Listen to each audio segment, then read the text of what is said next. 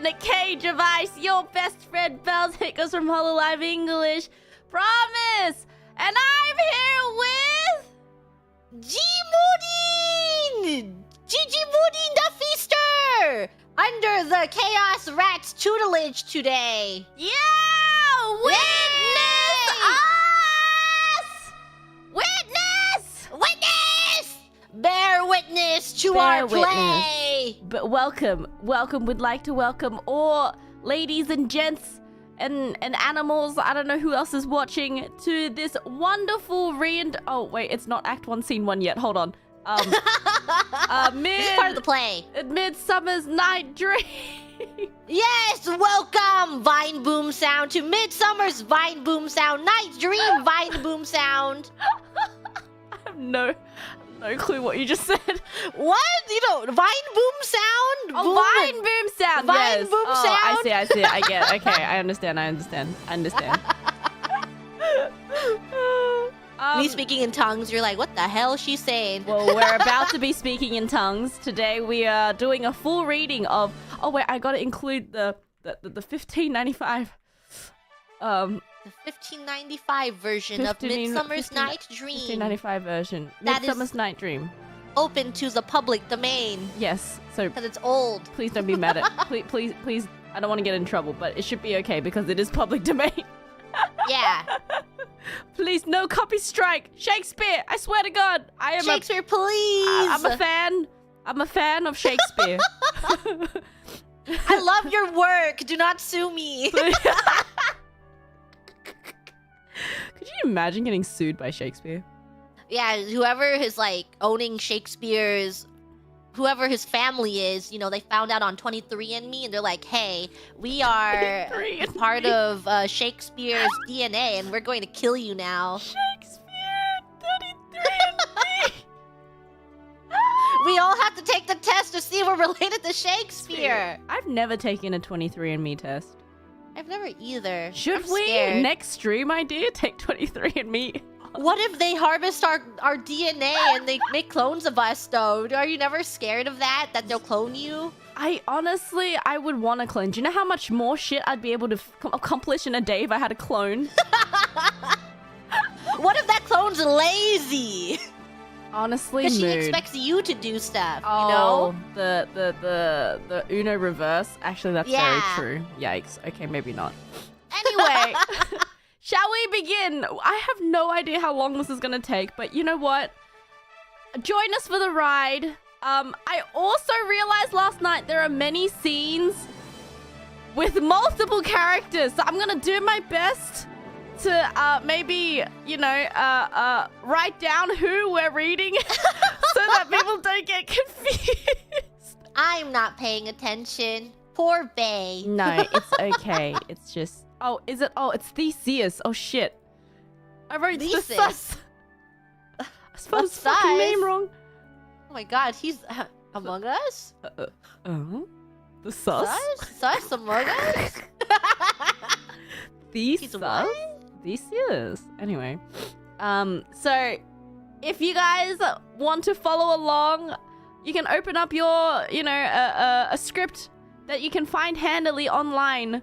Because it's public domain. Yes. And it's everywhere. And also, if you want some help following along our, you know, amazing old English, there you can, you know, maybe open up No Fear Shakespeare, something that I feel like none of us have touched in years.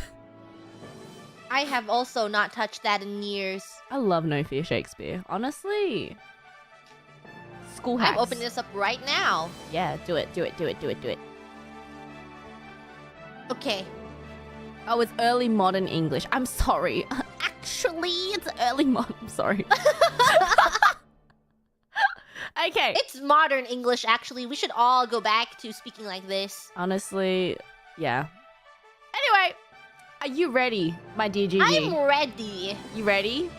Yes. Alrighty.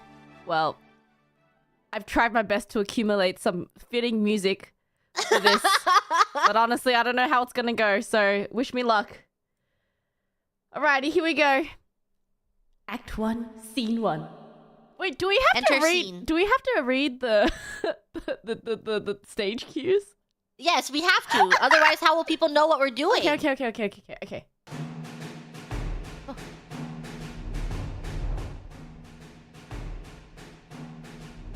Act 1, Scene 1. Enter Theseus, Hippolyta, and Philistrat.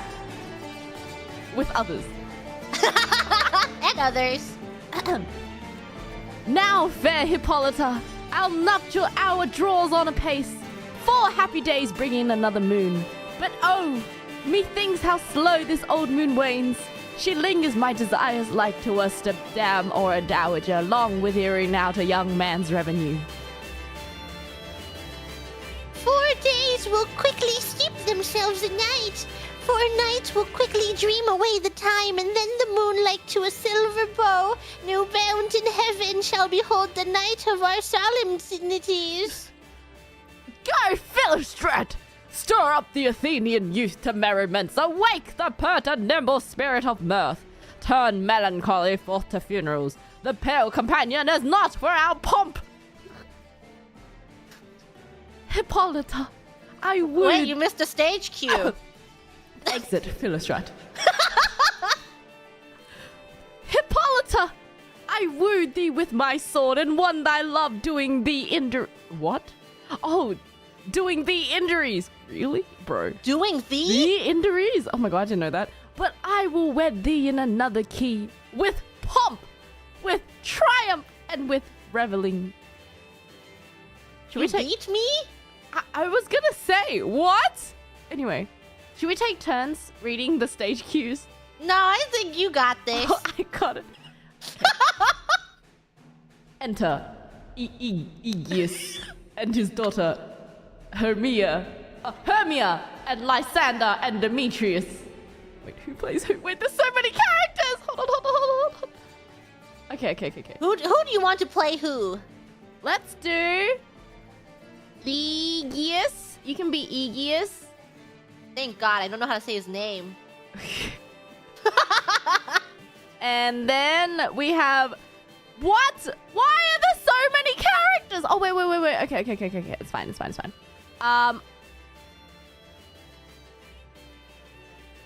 This music is epic. I know, right? It's banging. Hermia. Okay, you can be Lysander, and then I'll also be Demetrius. There is another character, Helena.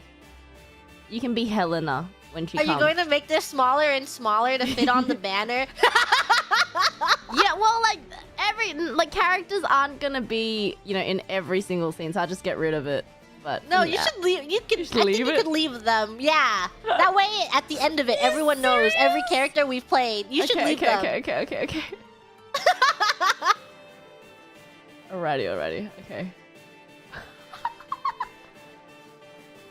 The first 3 of many. Alright. First 3 of many. Here we go. You can hardly see them at this point. Okay. Alright. We may continue. Go, Aegeus. Oh. Happy be, Theseus, our renowned duke. Oh, I'm a duke. Thanks, good Aegeus. What's the news what's the news with thee? What's up? Full of vexation come I with complaint against my child, my daughter Hermia. Stand forth, Demetrius. Hermia! What? You said hernia? Oh, Freudian slip. My noble lord, this man hath my consent to marry her. Stand forth, Lysander, and my gracious duke. This man hath bewitched the bosom of my child. Oh, God. Thou, Lysander, thou hast given her rhymes and interchanged love tokens with my child.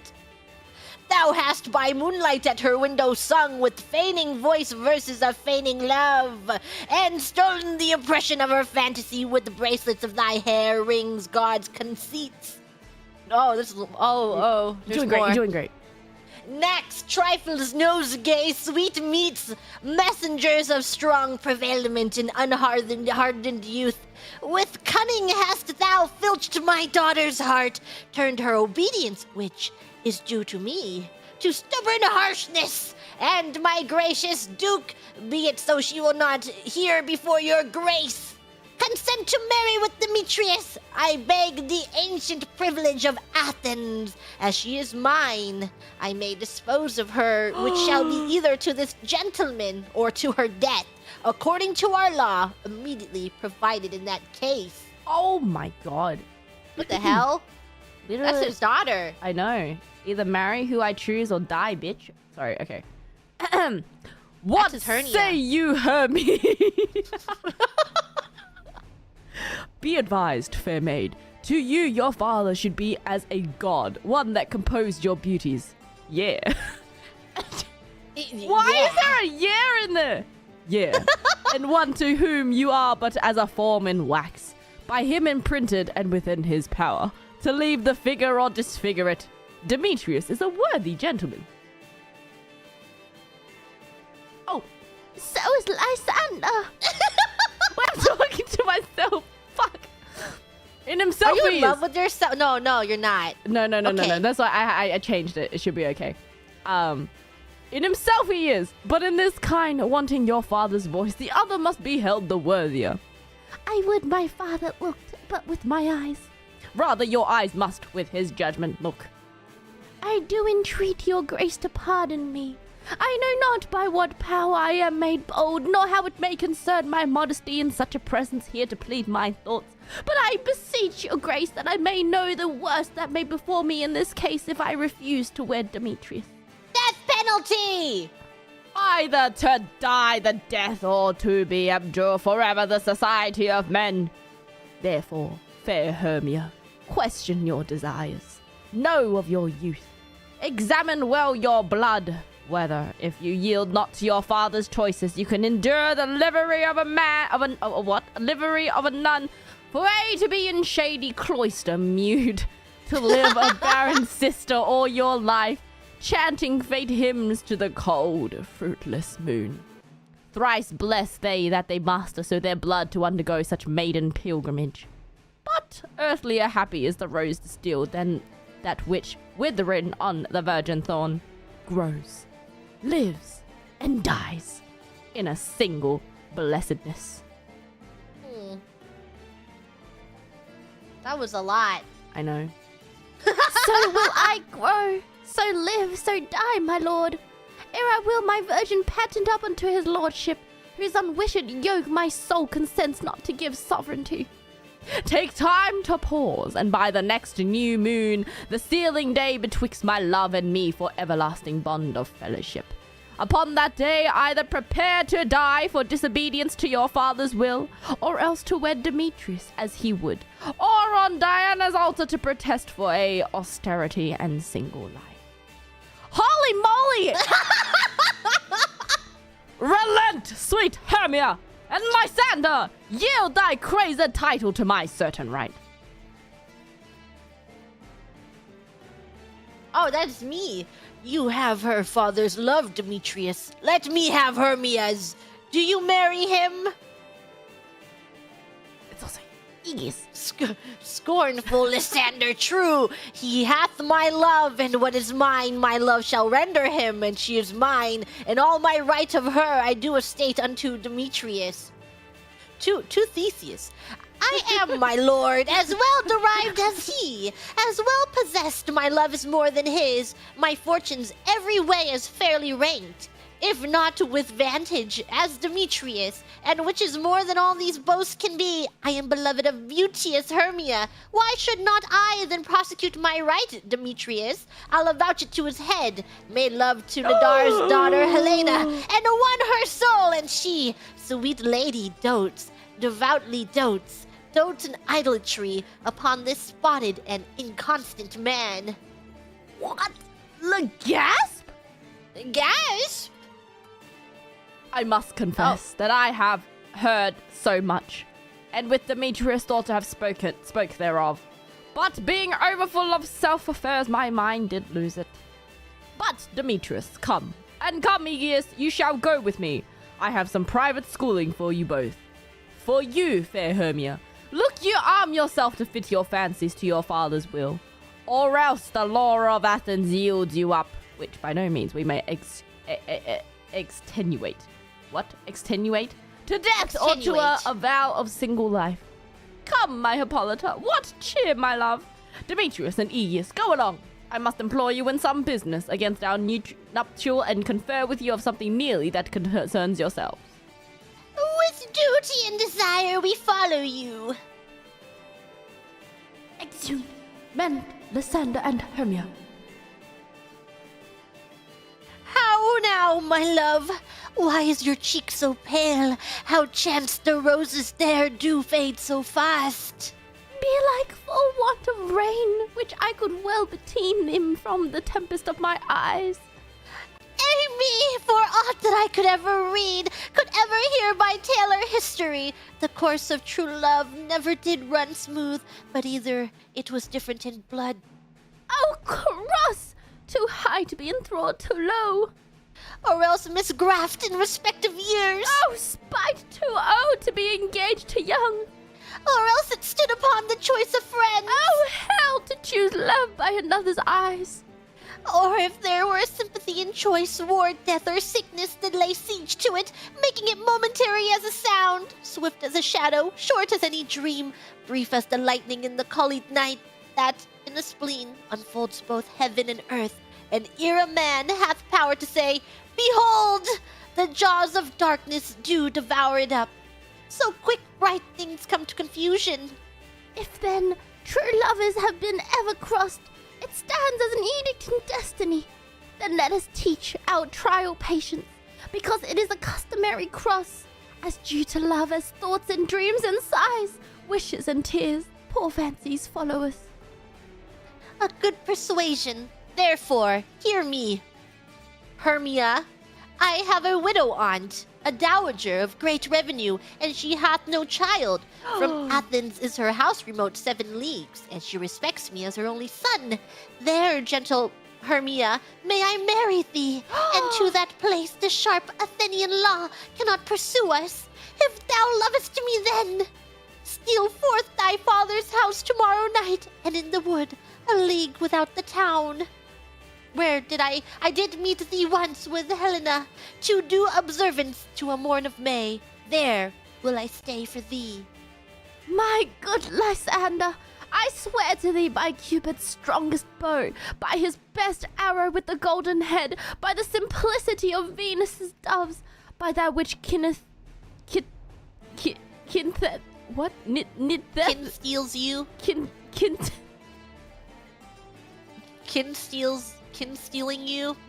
What? By that which the soul that Prosperous loves, and by that fire which burned the Carthage queen when the false Trojan under sail was seen, by all the vows that ever men have broke, in number more than ever women spoke. Oh, that's... Shots fired. In that same place thou hast appointed me. Tomorrow, truly, will I meet with thee. Keep promise, love. Look, here comes Helena. Enter Helena. We're adding a roll. Who? You. Oh. 'Twas me. Godspeed, fair Helena. Whither away? Call you me fair, that fair again unsay, Demetrius loves you fair, oh happy fair. Your eyes are lodestars and your tongue sweet air, more tunable than lark to shepherd's ear. When wheat is green, when hawthorn buds appear, sickness is catching, oh were favor so, yours would I catch fair Hermia, ere I go. My ear should catch your voice, my eye, your eye.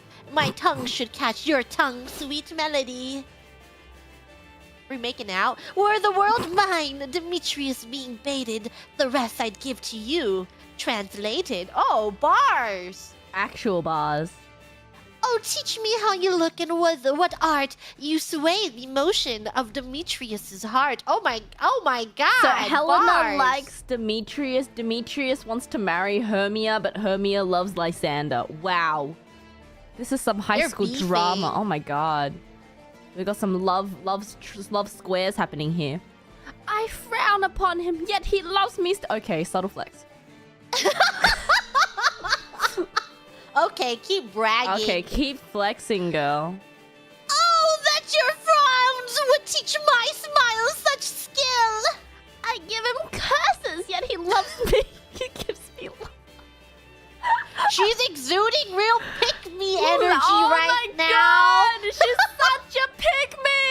Okay.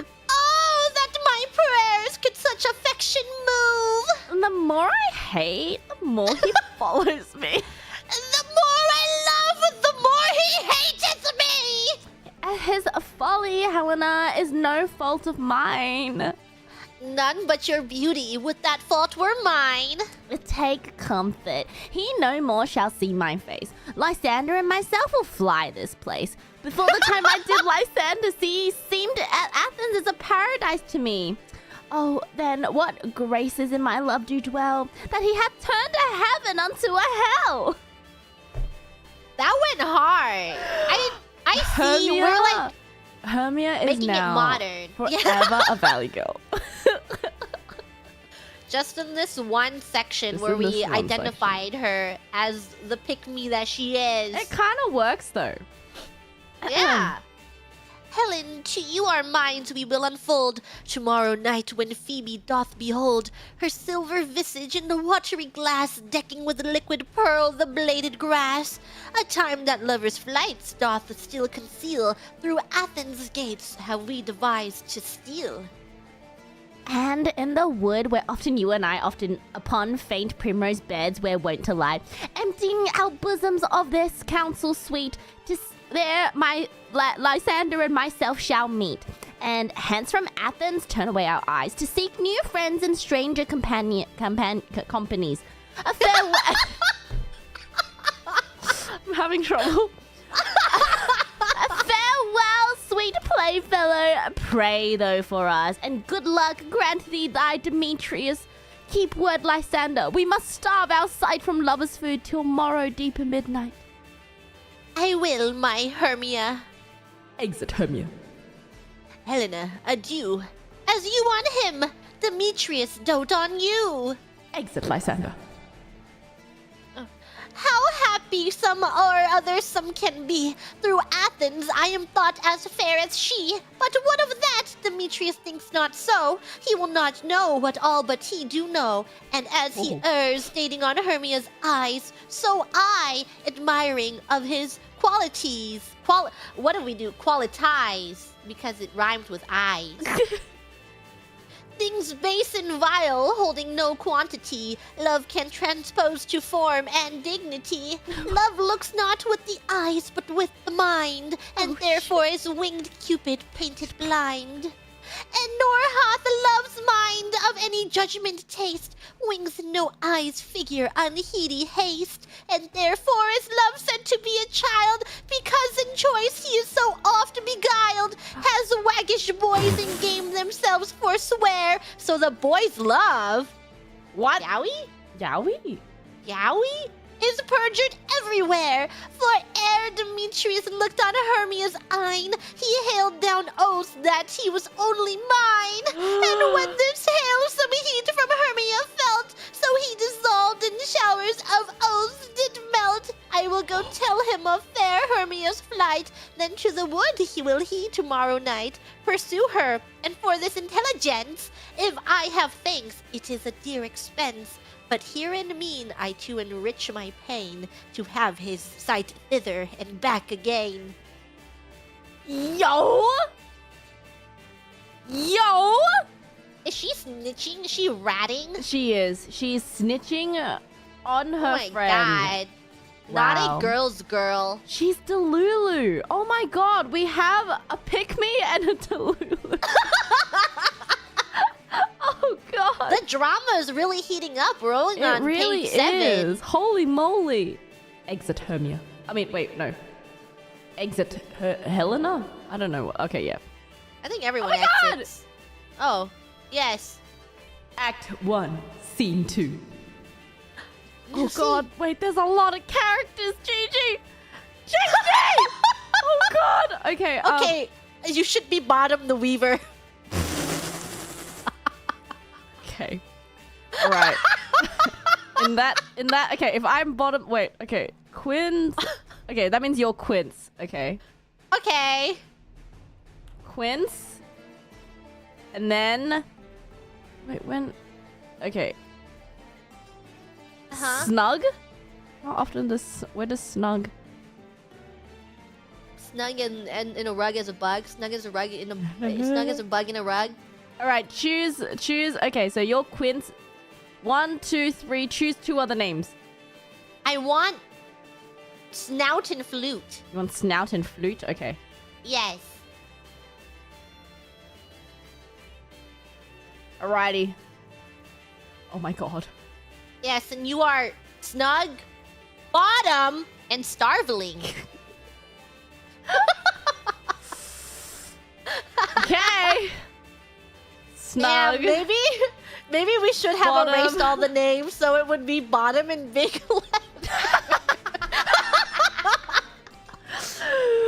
Reaction image. No. No. It's just a name. What is the name? What is it a name? That we call a bottom. That would smell as sweet. Wrong play. Okay. Okay. Snug bottom. Nice. Snug Bottom. Okay. Just say Snug Bottom. Snug bottom. Okay, let's change. Whoa. Oh. Music change. Oh. Yes. Yes. All right. I have to learn my new names. There's a lot of new names to learn all of a sudden. Yeah. All right. Is all our company? Oh, should you? Oh, yes. You must do the enter. Enter Quince the carpenter, Snug the joiner, Bottom the weaver, Flute the bellows mender, Snout the tinker, Starveling the tailor. What the heck is a tinker? Repair. Oh. Tinkering, repair, Alrighty. Is all our company here? You were best call them generally man by man according to the script. Here is the scroll of every man's name which is not fit through all Athens to play in our interlude before the Duke and the Duchess on his wedding day at night. First, good Peter Quince, say what the play treats on, then read the names of the actors and so grow to a point. Mary, our play is the most lamentable comedy and the most cruel death of Pyramus and Thisbe. A very good piece of work, I assure you, and I'm merry. Now, good Peter Quince, call forth your actors by the scroll. Masters, spread yourselves. Enter as I call you. Nick Bottom, the Weaver. Oi, ready! Name what part I am for and proceed. You, Nick Bottom, are set down for Pyramus. What is Pyramus? A lover or tyrant? A lover that kills himself, most gallant for love. You will kill yourself, Oh, Bottom. yikes. Sip? That will awesome tears in the truly performing of it. If I do it, let the audience look to their eyes. I will move storms. I will condole in some measure to the rest. Yet my chief humor is for a tyrant. I could play Urkels. Rarely. For a part to tear a cat in it to make it all split. The raging rocks and shivering shock shall break the locks of prison gates, and Phoebus' car shall shine from far and make and mar the foolish fates. Boots and cats. Actual bars. This was lofty. And name the rest of the players. This is Urkel's vein, a tyrant's vein. A lover is more condoling. Francis Flute, the bellows mender. Here, Peter Quince. Flute, you must take Thisbe on you. What is Thisbe? Thisbe's night? Not? A what? Thisbe's night? Wandering night? It is the lady that Pyramus must love. Nay, faith, let me not play a woman. I have a beard coming. That's all one. You shall play it in a mask, and you may speak as small as you will. I may hide my face. Let me play Thisbe too. I'll speak in a monstrous little voice. This, I promise my dear lover, not just be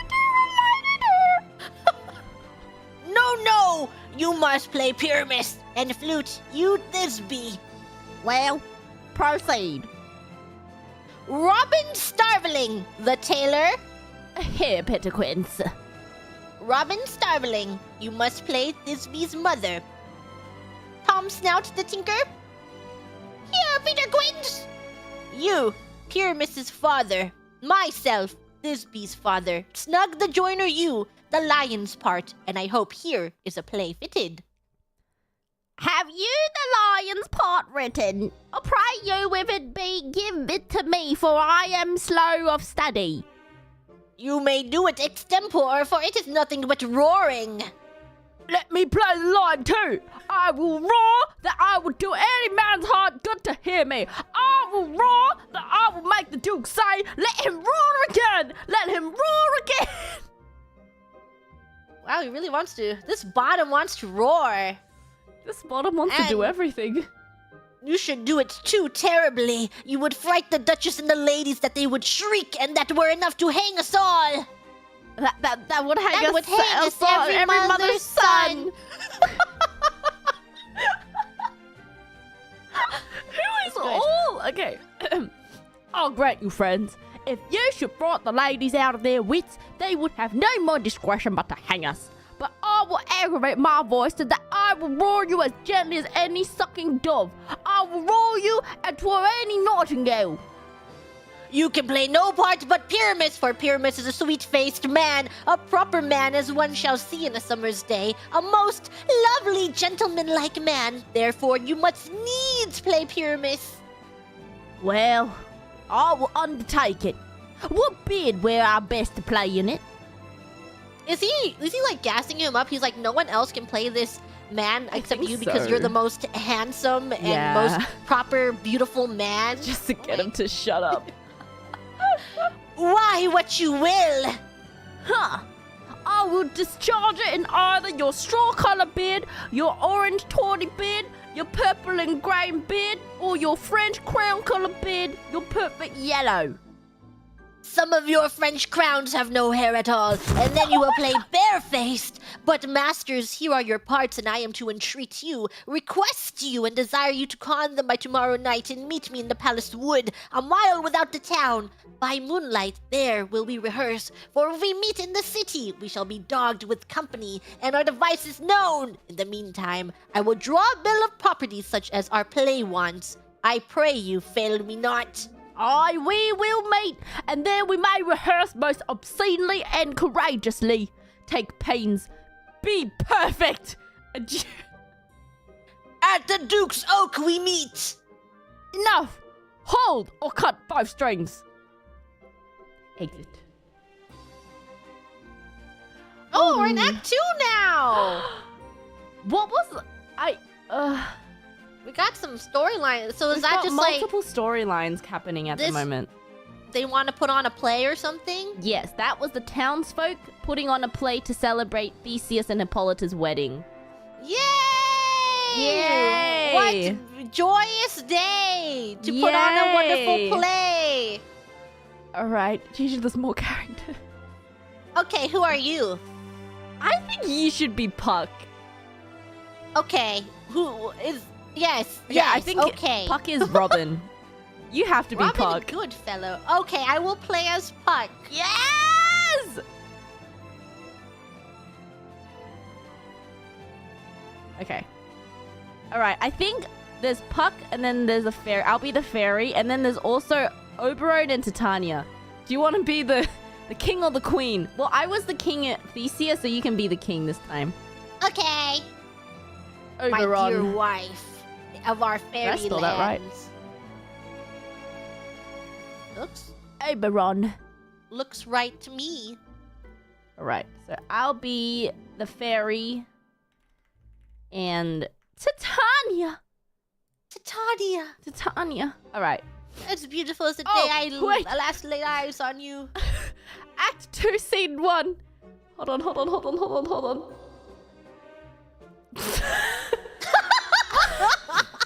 Our budget is crazy! Oh, shit! Hold on, We have wait. crazy budget! Oh my god! A crazier budget! Our orchestra in the front also can change songs. Enter a fairy at one side and Robin Goodfellow, or Puck at another. How now, spirit? Whither wander you? Over hill, over dale, thorough bush, thorough brow, over park, over pale, thorough flood, thorough fire.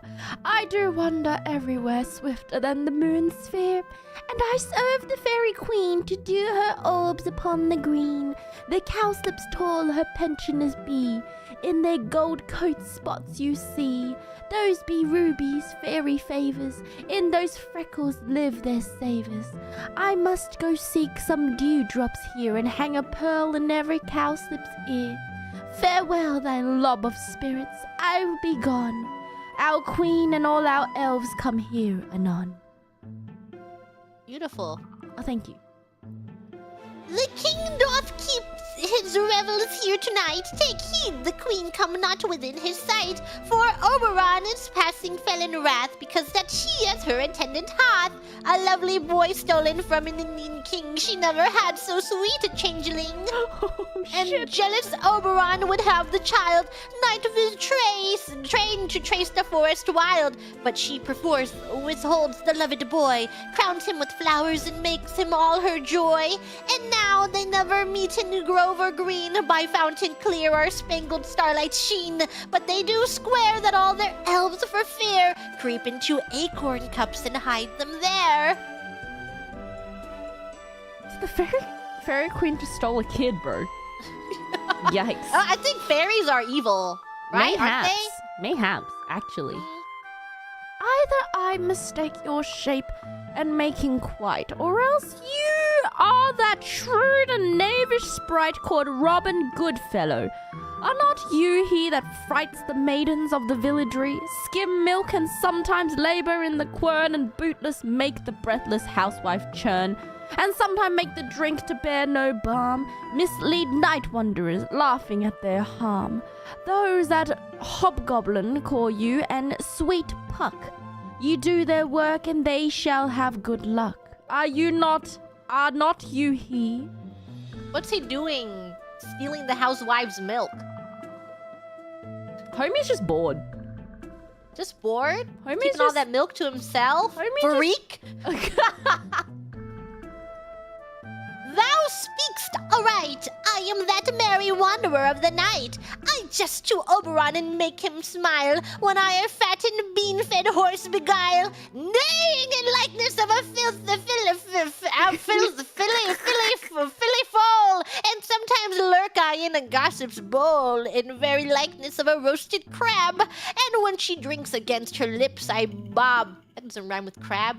And on her withered dewlap pour the ale, the wisest aunt telling the saddest tale. Sometime for 3-foot stool mistaketh me, then slip I from her bum, down topples she, and Taylor cries and falls into a cough, and then the whole choir hold their hips and laugh. And waxen in their mirth and knees and swear, a merrier hour was never wasted there. But room, fairy, here comes Oberon. And here, my mistress, would that he were gone. Act 2, scene. Oh wait, never mind. Enter Oberon, the king of fairies, at one side with his train, and Titania, the queen, at the other with hers. Ill met by moonlight, proud Titania. What, jealous Oberon? Fairy skip hence, I have forsworn his bed and company. Tarry, rash wanton, am I not thy lord? Then I must be thy lady. But I know when thou hast stolen away from fairyland, and in the shape of Korone sat all day, playing on pipes of corn and versing love to amorous Philida. Why art thou here, come from the farthest step of India? But that forsooth the bouncing Amazon, your buskined mistress and your warrior love, to Theseus must be wedded, and you come to their bed joy and prosperity. Damn, they're also beefing. Holy moly. Yo, Oberon and Hippolyta was a thing! Oh my god. Oh my god. What's he up to? Jesus. Oh my. Oh my god. How canst thou thus for shame, Titania, knowing I know thy love to Theseus? Glance at my credit with Hippolyta. Didst thou not lead him through the glimmering night from Perigona whom he ravished, and make him with fair angels break his faith with Ari and Antiopa? Whoa! My Theseus was a fuck boy! Hey, rubbing my hands together. Biting my lower lip. What the fuck? Whoa. You might have to change the voice. I know, I was just thinking. Okay. Oh, wait. It gets... Oh, there's more. The thickened plots. These are the forgeries of jealousy. And never since the middle summer spring met we on hill, in dale, forest, or mead, by paved fountain or by rushy brook, or in the beached margent of the sea, to dance our ringlets to the whistling wind. But with thy brawls thou hast disturbed our sport. Therefore the winds, piping to us in vain, as in revenge have sucked up from the sea contagious fogs, which falling in the land have every pelting river made so proud that they have overborne their continents. The ox hath therefore stretched his yoke in vain, the ploughman lost his sweat, and the green corn hath rotted ere his youth attained a beard. The fold stands empty in the drowned field, and crows are fatted with the murrain flock. The 9 men's morrows is filled with mud, and the quaint mazes in the wanton green for lack of tread are undistinguishable. The human mortals want their winter here. No night is now with him or carol blessed. Therefore the moon, the governess of floods, pale in her anger, washes all the air, that rheumatic diseases do abound. And thorough this distemperature we see the seasons alter. Hurry-headed frost fall in the fresh lap of the crimson rose. And on old Himes thin and icy crowned and odorous chaplet of sweet summer buds is, as in mockery, set. The spring, the summer, the childing autumn, angry winter, change their wonted liveries, and the mazed world, by their increase, knows not which is which. And the same progeny of evils comes from our debate from our dissension. We are their parents and original. Do you amend it then? It lies in you. Why should Titania cross her overrun? I do but beg a little changeling boy to be my henchman. Oh, set your heart at rest. The fairy lamb buys not the child of me.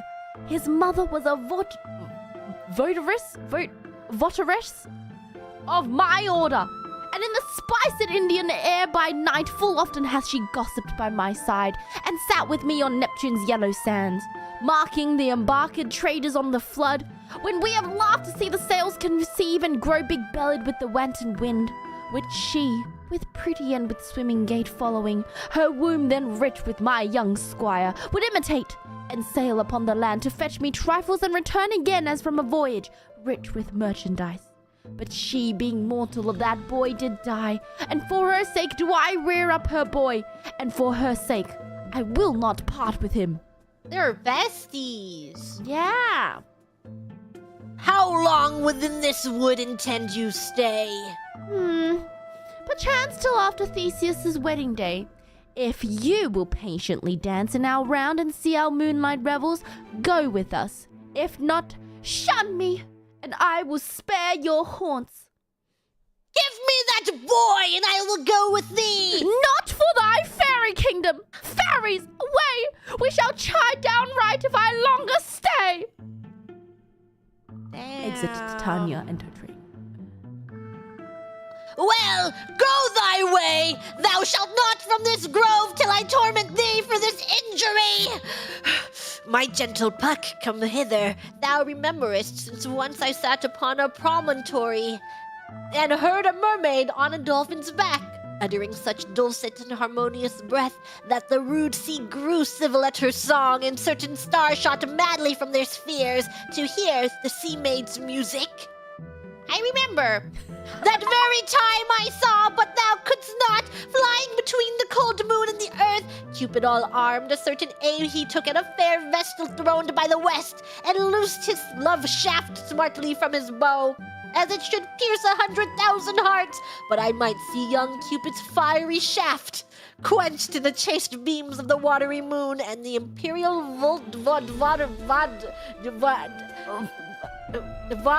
votaress passed it on. In the maiden meditation, fancy free, yet marked I where the bolt of Cupid fell. It fell upon a little western flower, before milk white, now purple with love's wound, and maidens call it love and idleness. Fetch me that flower, the herb I showed thee once. The juice of it on sleeping eyelids laid will make or man or woman madly dote upon the next live creature that it sees. Fetch me this herb and be thou here again, ere the Leviathan can swim a league. I'll put a girdle round about the earth in 40 minutes. Having once this juice, I'll watch Titania when she's asleep and drop the liquor of it in her eyes. The next thing then she waking looks upon, be it on lion, bear, or wolf, or bull, or meddling monkey, or in a busy ape, she shall pursue it with the soul of love. And ere I take this charm from her sight, as I can take it with another herb, I'll make her render up her page to me. But who comes here? I am invisible, and I will overhear their conference. Enter Demetrius, Helena following him. What the heck? What is crazy. going on? That's his wife. Bro. I love thee not, therefore pursue me not. Where is Lysander and fair Hermia? The one I'll stay, and the other stayeth me. Thou toldest me they were stolen unto this wood, and here I am, and the wood within this wood, because I cannot meet my Hermia. Hence, get thee gone, and follow me no more. Yikes. Yikes. You draw me, you hard-hearted adamant, but yet you draw not iron, for my heart is true as steel. Leave you your power to draw, and I shall have no power to follow you. Oh my god, not only is she Delulu, she's a I can fix him girl! Please, I can fix you. Do I entice you? Do I speak you fair? Or rather, do I not in plainest truth tell you I do not, nor I cannot love you? And even for that do I love you the more. I am your spaniel, and Demetrius, the more you beat me, I will fawn on you. Use me but as your spaniel, spurn me, strike me, neglect me, lose me. Only give me leave, unworthy as I am, to follow you. What worser place can I beg in your love, and yet a place of high respect with me, than to be used as you use your dog? She's an M! She's a dwim!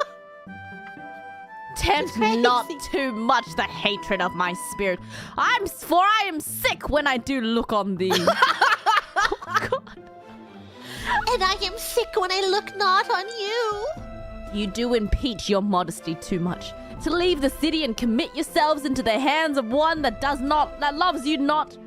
To trust the opportunity of night and the ill counsel of the desert place with the rich wealth of your virginity! Your virtue is my privilege, for that it is not night when I do see your face. Therefore, I think I am not in the night, nor doth this wood lack worlds of company. For you, in my respect, are all the world. Then how can it be said I am alone when all the world is here to look on me? I'll run from thee and hide me in the prey and leave thee to the mercy of wild beasts. What? Wow. The wildest hath not such a heart as you. Run when you will, the story shall be changed. Apollo flies and Daphne holds to chase. The dove pursues to griffin. The mild hind makes speed to catch the tiger. Bootless speed when cowardice pursues and valor flies. I will not stay thy questions. Let me go. Or if thou follow me, do not believe that I shall do thee mischief in the wood. I, in the temple, in the town, the field, you do me mischief. Fie, Demetrius! Your wrongs do set a scandal on my sex. We cannot fight for love as men may do. We should be wooed, and we're not made to woo. Exit, Demetrius. I'll follow thee and make a heaven of hell to die upon the hand I love so well. Fare thee well, nymph. Ere he do leave this grove, thou shalt fly him, and he shall seek thy love. Enter Robin. Hast thou the flower there? Welcome, wanderer. Aye, there it is. I pray thee, give it to me. I know a bank where the wild thyme blows, where oxlips and the nodding violet grows, quite over canopied with luscious woodbine, with sweet musk roses, and with eglantine. There sleeps Titania sometimes of the night, lulled in these flowers with dances and delight. And there the snake throws her enameled skin, weed wide enough to wrap a fairy in. And with the juice of this I'll streak her eyes and make her full of hateful fantasies. Gives Robin some of the flower. Take thou some of it and seek through this grove. A sweet Athenian lady is in love with a disdainful youth. Anoint his eyes, but to do it when the next thing he espies may be the lady. Thou shalt know the man by the Athenian garments he hath on. Affect it with some care, that he may prove more fond on her than she upon her love. And look thou meet me ere the first cock crow. Fear not, my lord, your servant shall do so. Exhumed severely. Yikes. Yikes. Shit be brewing. Shit be brewing. A lot of things going. Oh my god. Going on. Holy moly. Can't believe that girl is just like, please beat me and treat me like your dog. And he's like, I would let you die out there. I would leave you in the forest for you to die. Holy moly. Alright. Act 2, Scene 2. Enter Titania, Queen of Fairies, with her train of fairies. Yes. Come now, a roundel and a fairy song. Then, for the third part of a minute hence, some to kill cankers in the musk rose buds. Some war with reremice for their leathern wings to make my small elves' coats. And some keep back the clamorous owl that nightly hoots and wonders at our quaint spirits. Sing me now asleep, then to your offices, and let me rest. Sing for me, Gigi! Sing for me! You're the fairy! There's two fairies. Okay, I'll be the first fairy, you be the...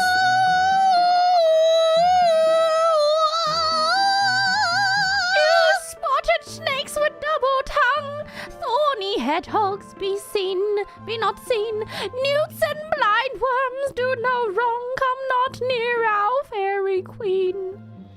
Philomel with melody, singing our sweet lullaby.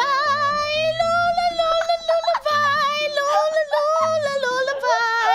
Never harm, nor spell, nor charm, come our lovely lady nigh. So good night with lullaby. Weaving spiders come not here, hence you long-legged spinners hence. Beetles black approach not near, worm nor snail do no offense. Philomel with melody, singing her sweet lullaby. Lulla, lulla, lullaby, lulla, lulla, lullaby. Never harm, nor spell, nor charm, come a lovely lady nigh. So good night with lullaby. Hence away, now all is well. One aloof stand sentinel. She went to bed after that. She was like, that's the good shit. Oh my god, man. That's my nightly lullaby. I need to hear that every night, alright? Who needs melatonin when you have that? When you have fairies.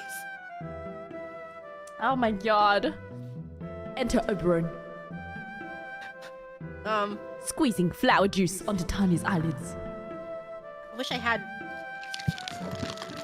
What thou seest when thou dost wake. That's some bulky ass flower juice.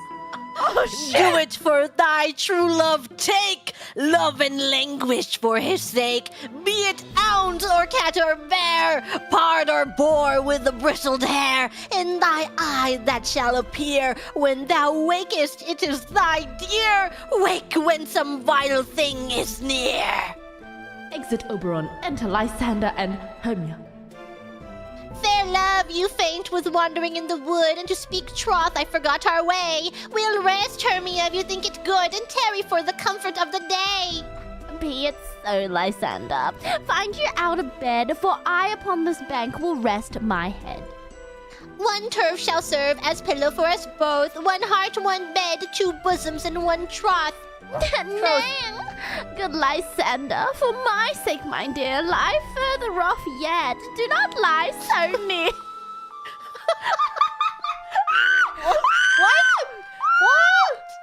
Oh, take the sense, sweet, of my innocence. Love takes the meaning in love's conference. I mean that my heart unto yours is knit, so that one heart we can make of it. Two bosoms interchanged with an oath, so then two bosoms and a single troth. Then by your side no bedroom me deny. For lying so, Hermia, I do not lie. Lysander riddles very prettily. Now much bestrew my manners and my pride, if Hermia meant to say Lysander lied. But, gentle friend, for love and courtesy, lie further off in human modesty. Such separation as may well be said becomes a virtuous bachelor and a maid.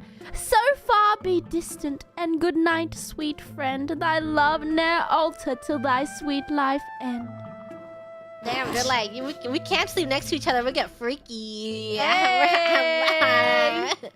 Amen. Amen to that fair prayer, say I. And then end life when I end loyal tie. Here is my bed. Sleep give thee all his rest.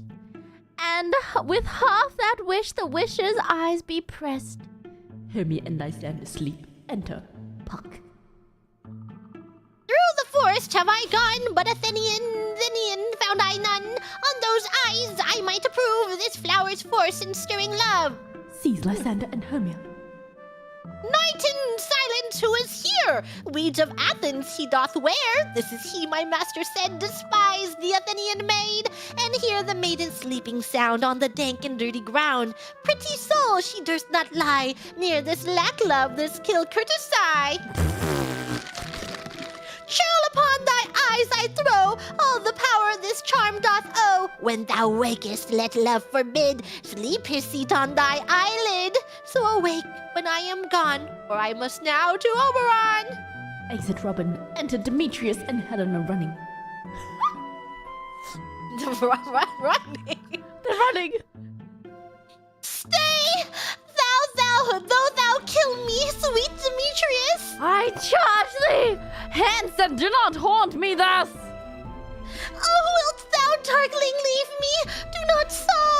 Stay on thy peril, I alone will go! Exit Demetrius. Oh, I am out of breath in this fond chase. The more my prayer, the lesser is my grace. Happy is Hermia, wheresoe'er she lies, for she hath blessed and attractive eyes. How came her eyes so bright, not with salt tears? If so, my eyes are oftener washed than hers. No, I am as ugly as a bear. The beasts that meet me run away for fear. Therefore, no marvel though Demetrius, who as a monster fly my presence thus. What wicked and dissembling glass of mine make me compare with Hermia's fairy eye? But who is here? Lysander on the ground? Dead or asleep? I see no blood, no wound. Lysander, if you live, good sir, awake! And run through fire I will for thy sweet sake. Transparent Helena, nature shows art, that through thy bosom makes me see thy heart. Where is Demetrius? How fit a word is that vile name to perish on my sword! Do not say so, Lysander, say not so. For what thou he love your Hermia, Lord, what though? Yet Hermia still loves you, then be content. Content with Hermia? No, I do repent. The tedious minutes I with her have spent. Not Hermia, but Helena I love, who will not change a raven for a dove. The will of man is by his reason swayed, and reason says you are the worthier maid. Things growing are not ripe until their season, so I, being young till now, ripe not to reason, and touching now the point of human skill, reason becomes the marshal to my will, and leads me to your eyes where I o'erlook love stories written in love's richest book. Oh my god. Oh my god. Hermia's sleeping right next to them. Oh, and... No! Wherefore was I to this keen mockery born? When at your hands did I deserve this scorn? Is not enough, young man, that I did never, no, nor never can deserve a sweet look from Demetrius's eye, but you must flout my insufficiency? Good troth, you do me wrong. Good sooth you do, in such disdainful manner me to woo. But fare you well, perforce I must confess. I thought you lord of more true gentleness. Oh, that a lady of one man refused should of another therefore be abused. Exit Helena. Oh no! She sees not Hermia. Hermia, sleep thou there, and never mayst thou come Lysander near. For as a surfeit of the sweetest things, the deepest loathing to the stomach brings. Or as the heresies that men do leave, are hated most of those they did deceive. So thou, my surfeit and my heresy, of all be hated but the most of me. And all my powers address your love and might, to honor Helen and to be her knight. Exit Lysander. Woo! Act 2, Scene 2 was pretty much just Gigi. Waking. Help me, Lysander, help me! Do thy best to pluck this crawling serpent from my breast! Aid me for pity! What a dream was here! Lysander, look how I do quake with fear. Methought a serpent eat my heart away, and yet you sat smiling at his cruel prey. Lysander! What? Removed? Lysander, Lord! What, out of hearing? Gone? No sound. No word. Where are you? Speak, and if you hear, speak of all loves. I swoon almost with fear. No? Then I will perceive you all not nigh. Either death or you I'll find. Immediate lie. They're so dramatic back then. They are. Oh my god. Act 3, Scene 1. Hold on. Oh my god, Act 3. Act 3. Act 3, we're back. We're back to... Wait. We're so back. We're so back. Titania sleeps. Enter the clown's bottom The quince, clowns? flute, snug, snout, and stubbling. Oh wait, we're still in the woods. Never mind, hold on. Okay. Are we all met? Pat, and here's a marvelous convenient place for a rehearsal. This green plot shall be our stage. This hawthorn brake our tiring house, and we will do it in action as we will do it before the Duke. Pay a quince. What sayest thou, bully bottom? There are things in this comedy of Pyramus and Thisbe that will never please. First, Pyramus must draw a sword to kill himself, which the ladies cannot abide. How answer you that? By our lake in Apollo's fear. I believe we must leave the killing out when all is done. Not a whit. I have a device to make all well. Write me a prologue and let the prologue seem to say we will do no harm with our swords and that Pyramus is not killed indeed. And for the more better assurance, tell them that our pyramids are not pyramids but bottom the weaver. This will put them out of fear. Well, we will have such a prologue, and it shall be written in 8 and 6. No, make it 2 more. Let it be written in 8 and 8. Will not the ladies be afeard of the lion? I fear it, I promise you. Masters, you ought to consider with yourselves. To bring in, God shield us, a lion among ladies is the most dreadful thing. For there is not a more fearful wildfowl than a lion living, and we ought to look to it. Therefore, another prologue must tell he is not a lion. Nay, you must name his name, and half his face must be seen through the lion's neck, and he himself must speak through, saying thus or to the same effect, ladies or fair ladies, I would wish you, or I would request you, or I would entreat you not to fear, not to tremble my life for yours. If you think I come hither as a lion, it were pity of my life. No, I am no such thing. I am a man as other men are. And there indeed, let him name his name and tell him plainly he is Snug the Joiner. Well, it shall be so. But there is 2 hard things, that is, to bring the moonlight into a chamber. For you know, Pyramus and Thisbe meet by moonlight. Doth the moon shine that night we play our play? A calendar! A calendar! Look in the almanac! Find out moonshine! Find out moonshine! Yes, it doth shine that night. Well then, may you leave the casement of the great chamber window where we play open, and the moon may shine in the casement. Aye, or else one must come in with a bush of thorns and a lantern and say he comes to disfigure or to present it the person of moonshine. Then there is another thing. We must have a wall in the great chamber, for Pyramus and Thisbe, says the story, did talk through the chink of a wall. You can never bring in a wall. What say you, Bottom? Some man or other must present wall, and let him have some plaster or some loam or some rough cast about him to signify wall. Let him hold his fingers thus, and through that cranny shall Pyramus and Thisbe whisper. If that may be, then all is well. Come sit down, every mother's son, and rehearse your parts. Pyramus, you begin. When you have spoken your speech, enter into that break, and so everyone according to his cue. Enter Robin, unseen. What hempen homespuns have we swaggering here, so near the cradle of the fairy queen? What, to play Tord?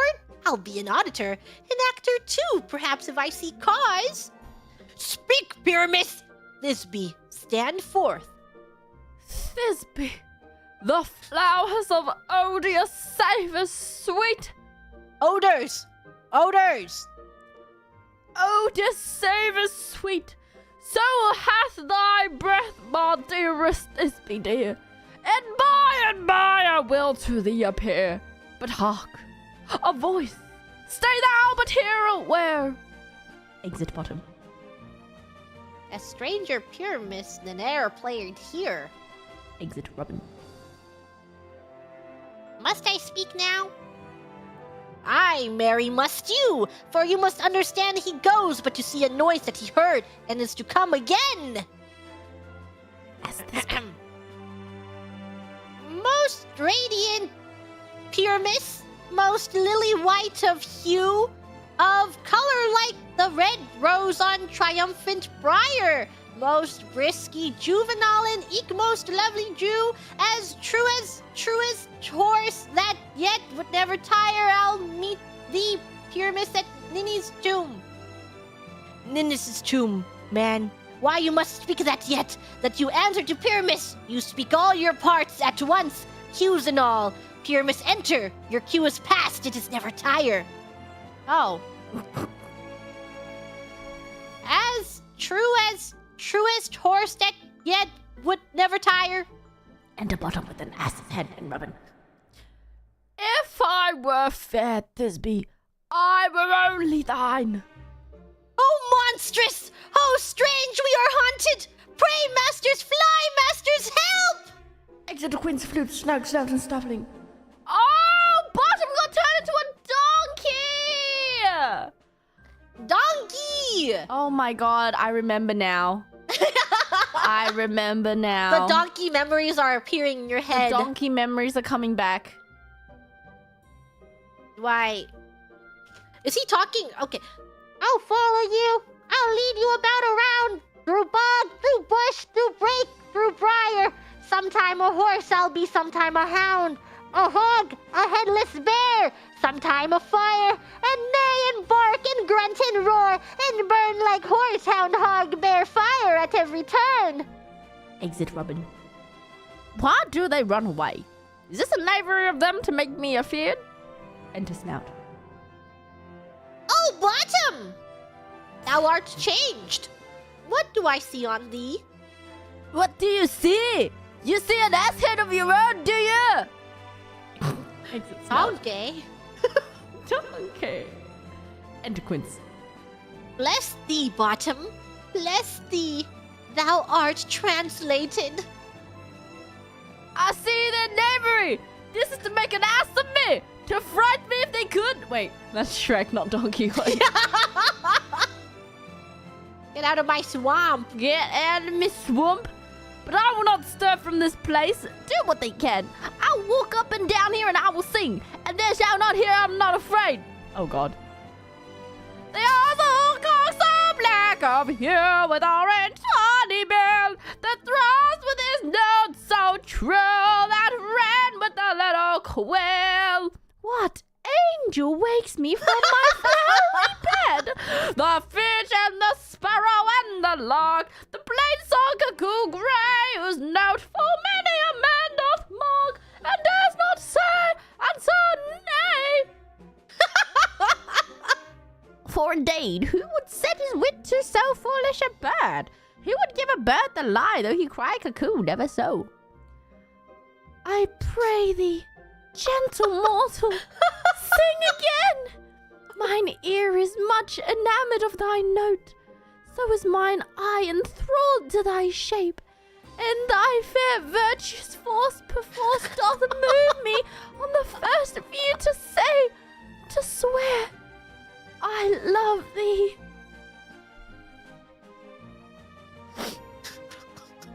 That brought a tear to my eye. The singing. The romance. Methinks, mistress, you should have a little reason for that. And yet, to say the truth, reason and love keep the little company there together all nowadays.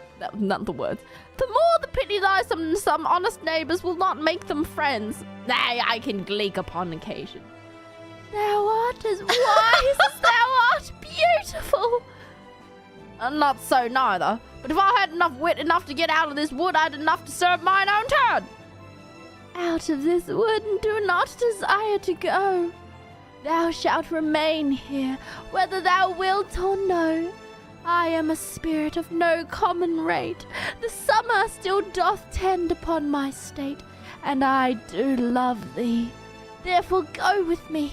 I'll give thee fairies to attend on thee, and they shall fetch thee jewels from the deep, and sing while thou on pressed flowers doth sleep. And I will purge thy mortal grossness, so that thou shalt like an airy spirit go. Peas blossom, cobweb, moth, and mustard seed. Oh God! Oh God! That's a lot of fairies. That's a lot of fairies. Fairies. Oh God! Okay. I want to be mustard seed. You can be mustard seed. Okay, I'll be What a good cobweb. name. Okay. Who named these fairies? I don't know. All right. You can be peas blossom. Peas blossom and mustard seed. Moistard seed. Moisted seed. What? Oh God.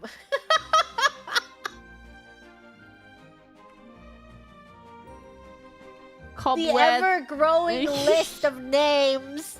All right, and I'm cobweb and moth. All right. Okay. Alrighty. Enter 4 fairies. Peas blossom, cobweb, moth, and mustard seed. Ready? And I. Where shall we go? Be kind and courteous to this gentleman. Hop in his walks and gamble in his eyes. Feed him with apricots. Yummy. And dewberries. With purple grapes, green figs and mulberries. The honey bags steal from the humblebees.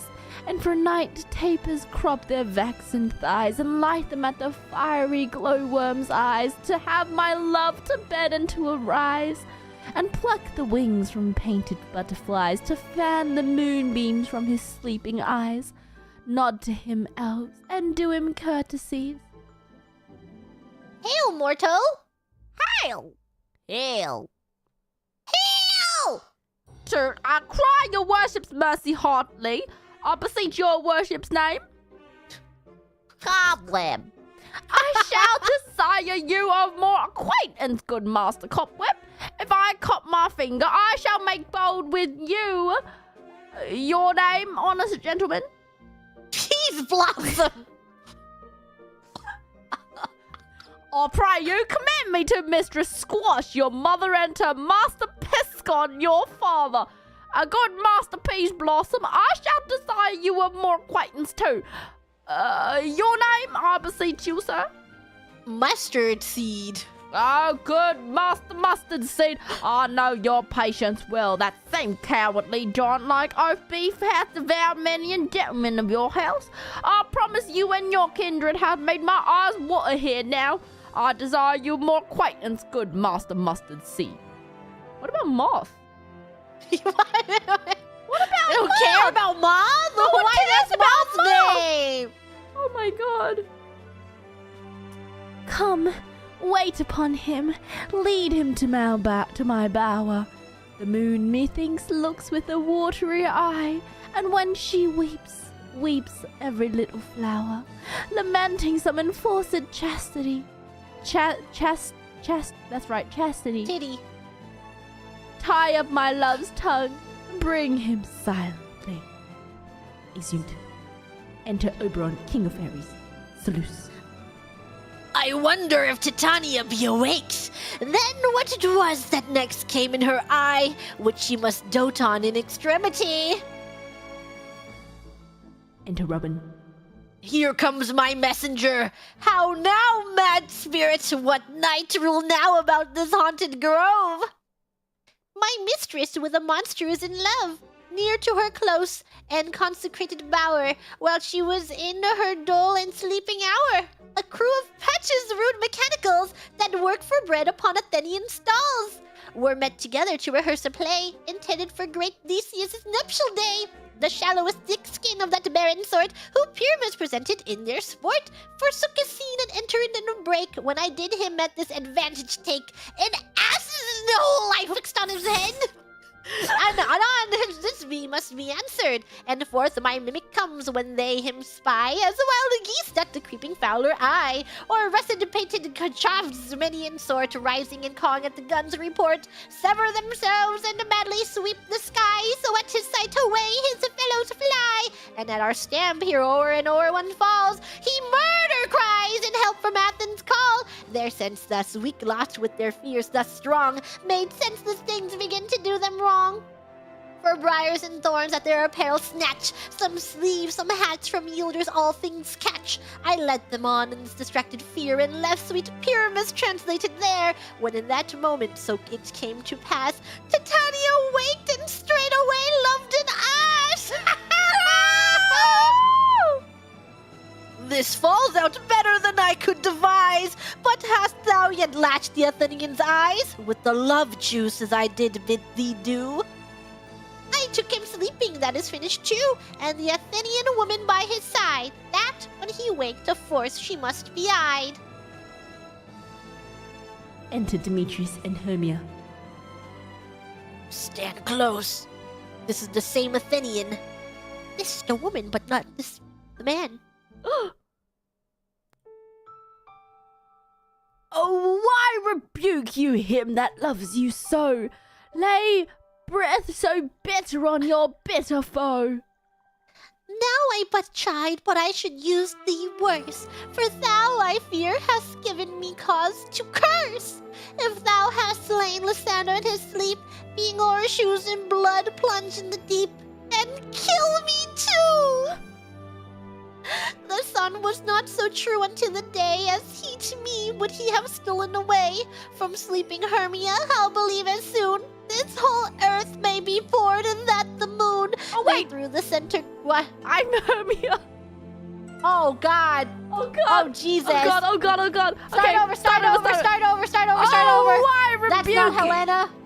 Why rebuke you, him that loves you so? Lay breath so bitter on your bitter foe. Now I but chide, but I should use thee worse. For thou, I fear, hast given me cause to curse.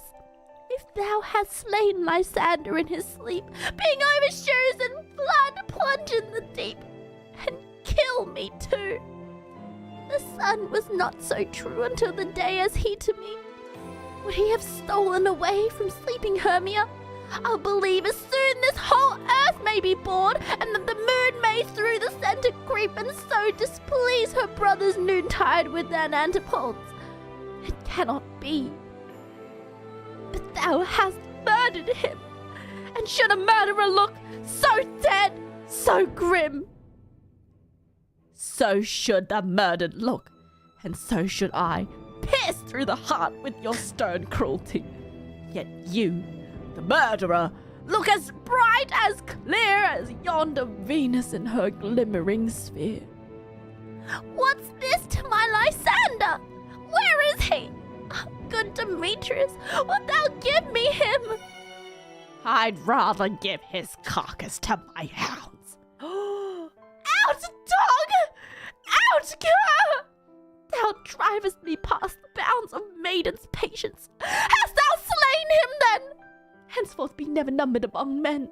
Oh, once tell me true, tell true even for my sake. Dost thou have looked upon him being awake, and hast thou killed him sleeping? Oh, brave touch! Could not a worm, an adder, do so much? An adder did it, for with doubler tongue than thine, thou serpent never adder stung. You spend your passion on a misprised mood. I am not guilty of Lysander's blood, nor is he dead, for aught that I can tell. I pray thee, tell me then that he is well.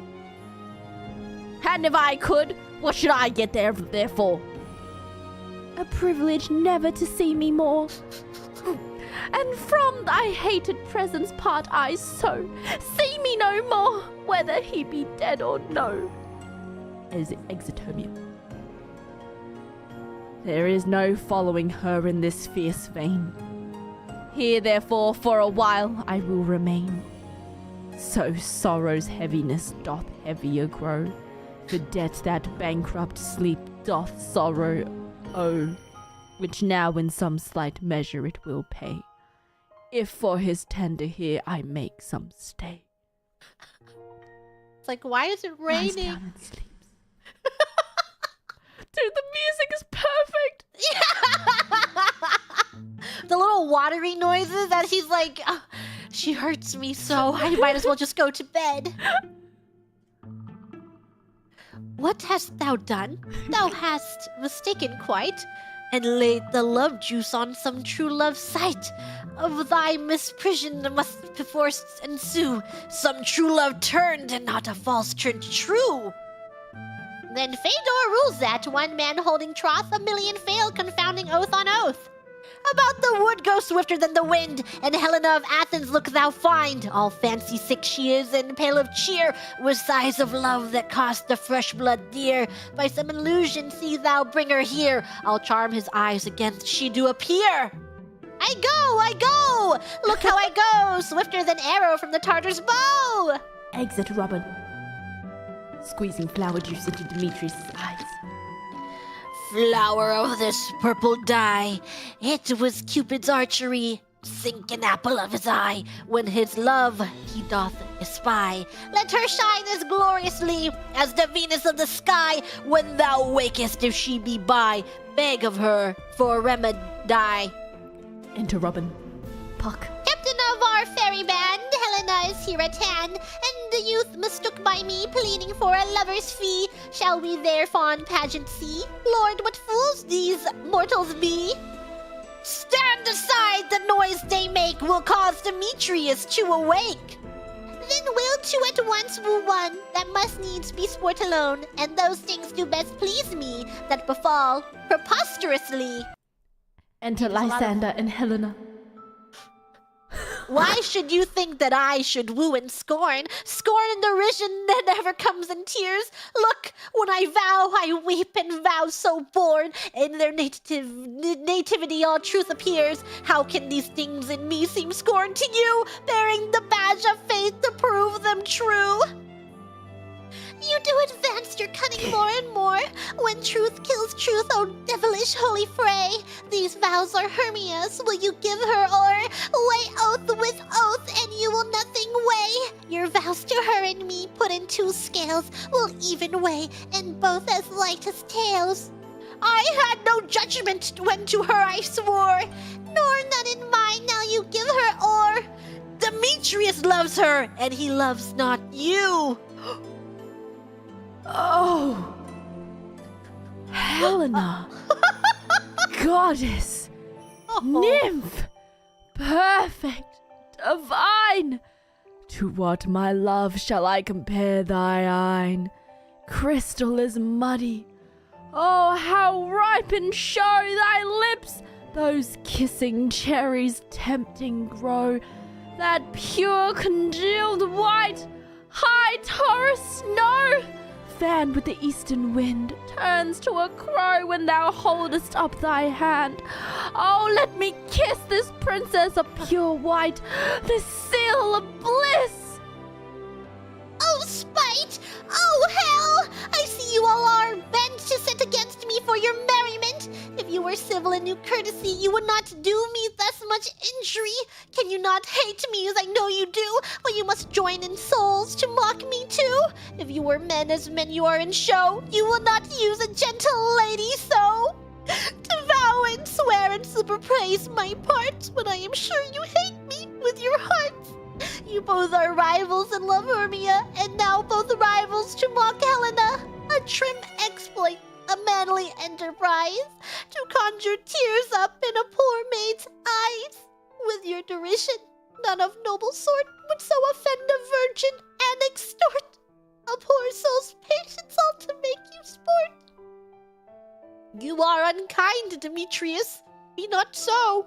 For you love Hermia, this you know I know. And here with all goodwill, with all my heart, in Hermia's love I yield you up my part, and yours of Helena to me bequeath, whom I do love and will do till my death. Never did mockers waste more idle breath! Lysander, keep thy Hermia, I will have none. If I ever loved her, all that love is gone. My love to her but as guest wise sojourned, and now to Helen is at home returned, there to remain.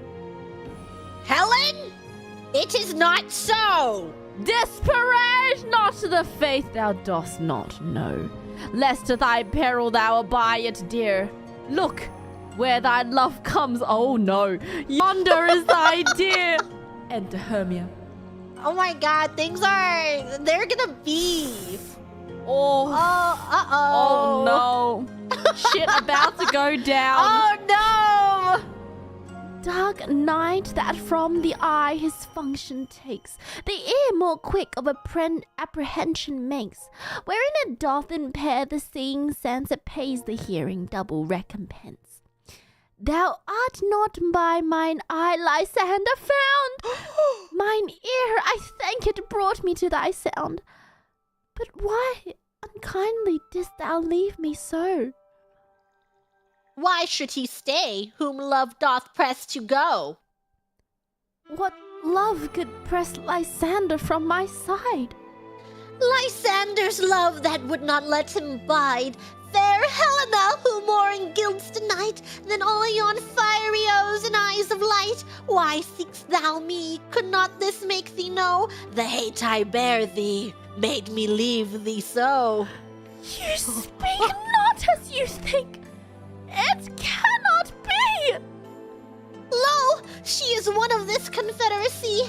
I perceive they have conjoined all three to fashion this false sport in spite of me. Injurious Hermia, most ungrateful maid! Have you conspired, have you with these contrived to bait me with this foul derision?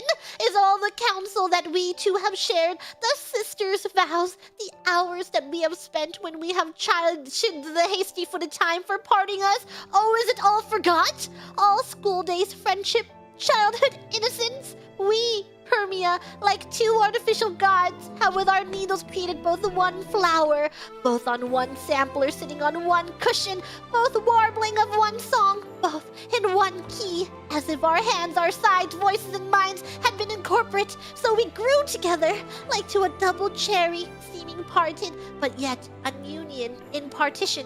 Two lovely berries molded on one stem, so with two seeming bodies but one heart. Two of the first like coats in heraldry, due but to one and crowned with one crest. And will you rent our ancient love asunder to join with men in scorning your poor friend? It is not friendly, 'tis not maidenly. Our sex as well as I may chide you for it, though I alone do feel the injury. I am amazed at your passionate words. I scorn you not. It seems that you scorn me. Have you not set Lysander as in scorn to follow me and praise my eyes and face, and made your other love Demetrius, who even but now did spurn me with his foot, to call me goddess, nymph, divine, and rare, precious, celestial? Wherefore speaks he this to her he hates, and wherefore doth Lysander deny your love so rich within his soul, and tender me, forsooth, affection, but by your setting on, by your consent? What though I be not so in grace as you, so hung upon with love so fortunate, but miserable most to love unloved? This you should pity rather than despise. I understand not what you mean by this. I do! Persevere, counterfeit sad looks, make mouths upon me when I turn my back, wink at each at the other, hold the sweet jest up. This sport, well carried, shall be chronicled. If you have any pity, race, or manners, you would not make me such an argument. But fare ye well, this partly my own fault, which death or absence soon shall remedy. Stay, gentle Helena! Hear my excuse! My life, my soul, fair Helena! Oh, excellent! Sweet, do not scorn her so. If she cannot entreat, I can compel. Thou canst compel no more than she entreat. Thy treats have no more strength than her weak prayers. Helen, I love thee. By my life I do. I swear by that which I will lose for thee, to prove him false that says I love thee not. I say I love thee more than he can do. If thou say so, withdraw and prove it too. Quick, come! Lysander, where to tends all of this? Away, you! No! No! He'll seem to break loose! Take on as you would follow, but yet come not! You are a tame man! Go! Hang off, thou cat! Thou burr! Vile thing! Let loose, or I will shake thee from me like a serpent! Why have you grown so rude? What change is this sweet love? Thy love? Out, tawny tartar, out! Out, loathed medicine, oh hated potion! Hence! Do you not jest? Yes, sooth, and so do you. Demetrius, I will keep my word with thee. I would I had your bond, and for I perceive a weak bond holds you. I'll not trust your word. What? Should I hurt her? Strike her? Kill her dead? Although I hate her, I'll not harm her so. What can you do me greater harm than hate? Hate me? Wherefore? Oh me, what news, my love? Am not I Hermia? Are not you, Lysander? I'm as fair now as I was ere since night you loved me. Yet since night you left me. Why then you left me? Oh, the gods forbid! In earnest, shall I say? I, by my life, and never did desire to see thee more. Therefore be out of hope of question of doubt. Be certain, nothing truer.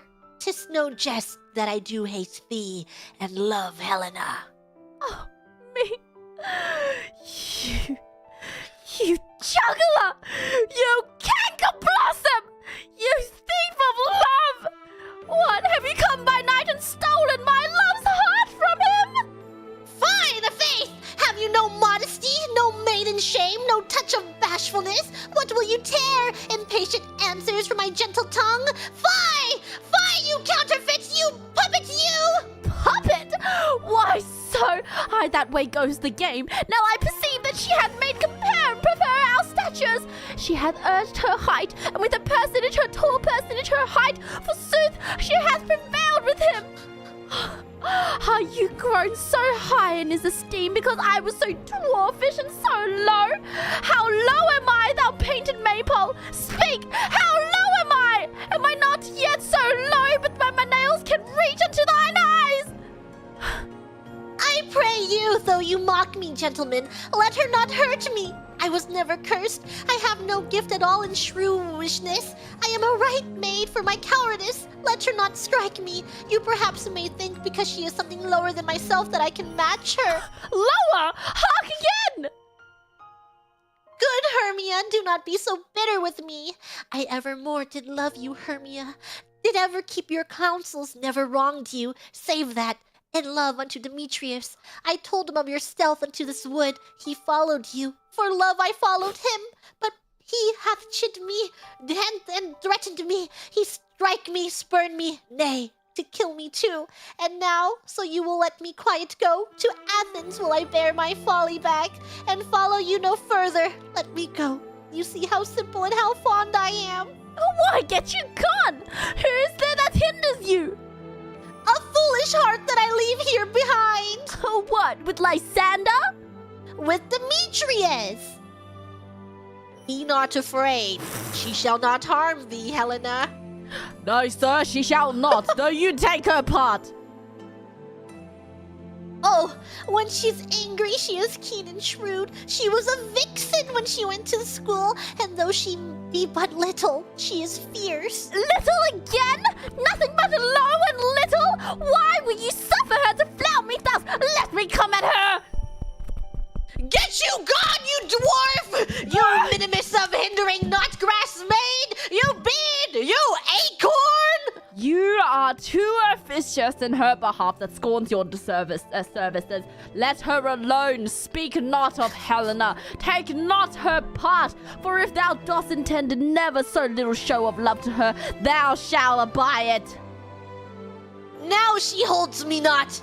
Now follow, if thou darest to try whose right of thine or mine is most in Helena. Follow? Nay, I'll go with thee. Cheek by jowl. Exeunt Lysander and Demetrius. You mistress, all this coil is long of you. Nay, go not back. I will not trust you, I, nor longer stay in your cursed company. Your hands than mine are quicker for fray. My legs are longer, though, to run away. What a word, what a phrase. Oh my god! How do you diss someone for being short? My legs are longer to run away. Exit Helena. I am amazed and know not what to say. Exit Hermia. She's just been dissed left and right for being short for the past 5 minutes. She's really taking a beating. Oh my god! Oh my god! This is thy negligence, still thou mistakest, or else committest thy knaveries willfully. Believe me, King of Shadows, I mistook. Did not you tell me I should know the man by the Athenian garment he had on? And so far blameless proves my enterprise, that I have anointed in Athenians' eyes, and so far am I glad it so did sort, as this their jangling I esteem a sport. Thou seest these lovers seek a place to fight. I therefore, Robin, overcast night, the starry welkin cover thou anon, with drooping fog as black as Actrakron, and lead these testy rivals so astray, as one come not within another's way. Like to Lysander sometime frame thy tongue, then stir Demetrius up with a bitter wrong, and sometime rail thou like Demetrius, and from each other look thou lead them thus, till o'er their brows death counterfeiting, fetting sleep, with the leaden legs and batty wings doth creep. Gives Robin another flower. Then crush this herb into Lysander's eye, whose liquor hath this virtuous property, to take from thence all error with his might, and make his eyeballs roll with the wonted sight. When they next wake, all this derision shall seem a dream and fruitless vision, and back to Athens shall the lovers wend, with league whose date till death shall never end. Whilst I in this affair do thee employ, I'll to my queen and beg for her Indian boy. Then will I with her charmed eye release from monsters view, and all things shall be peace. My fairy lord, this must be done with haste, for night swift dragons cut the clouds full fast, and yonder shines Aurora's harbinger, at whose approach ghost wandering here and there troop home to churchyards, damn spirits all that in crossways and floods have burial, already to their wormy beds are gone, for fearless they should look their shames upon, they willfully themselves exile from light, and must for eye concert with the black-browed night. But we are spirits of another sort, I with the morning's love have oft made sport, and like a forester the groves may tread, even till the eastern gate all fiery red, opening on Neptune with fair blessed beams, turns into yellow gold his salt green streams. But notwithstanding haste to make no delay, we may effect this business yet ere day. Exit Oberon. Up and down, I will lead them up and down. I am feared and field to town, goblin lead them up and down. Here comes one. Enter Lysander. Where art thou, proud Demetrius? Speak thou now. Oh, here, villain, drawn and ready. Where art thou? I will be with thee straight. Robin as Demetrius. Follow me then to plainer ground. Exit Lysander. Enter Demetrius. Lysander, speak again! Thou run away, thou coward! Art thou fled? Speak! In some bush, where dost not hide thy head? Robin as Lysander. Thou coward, art thou bragging to the stars, telling the bushes that thou look'st for wars and wilt not come? Come, recreant, come, thou child, I'll whip thee with a rod he is defiled, that draws a sword on thee. Yeah? Art thou there? Robin as Lysander. Follow my voice, we'll try no manhood here. Exit, enter Lysander. He goes before me and still dares me on. When I come where he calls, then he is gone. The villain is much lighter heeled than I followed fast, but faster he did fly. That fallen am I in dark uneven way, and here will rest me. Lies down.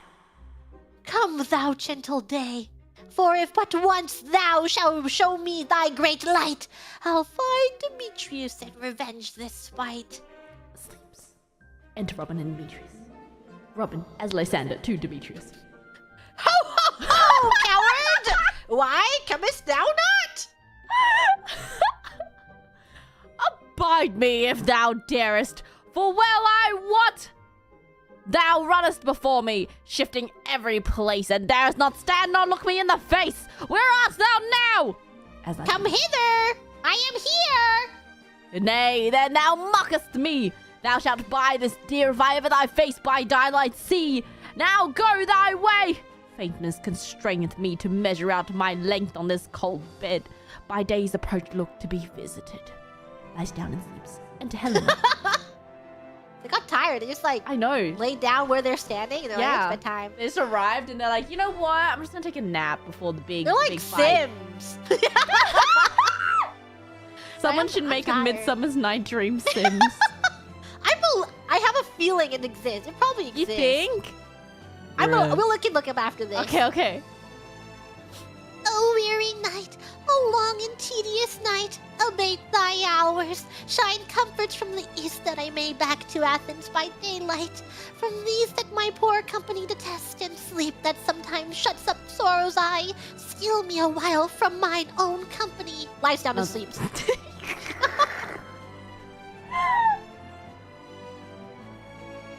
Yea, yet but 3. Come one more. 2 of both kinds make up 4. Math. Here she comes, cursed and sad. Cupid is a knavish lad, thus to make poor females mad. And Hermia. Never so weary, never so in woe. Bedabbled with the dew and torn with briars, I can no further crawl, no further go. My legs can keep no pace with my desires. Here will I rest me till the break of day. Heaven shield Lysander if they mean a fray. Lies down and sleeps. On the ground, sleep sound, I'll apply to your eye gentle love a remedy. Squeezes flower juice into Lysander's eyes. When thou wakest, thou takest true delight in the sight of thy former lady's eye, and the country proverb known that every man should take his own. In your wake he shall be sown, Jack shall have Jill, naught shall go ill. The man shall have his mare again, and all shall be well. Exit Robin.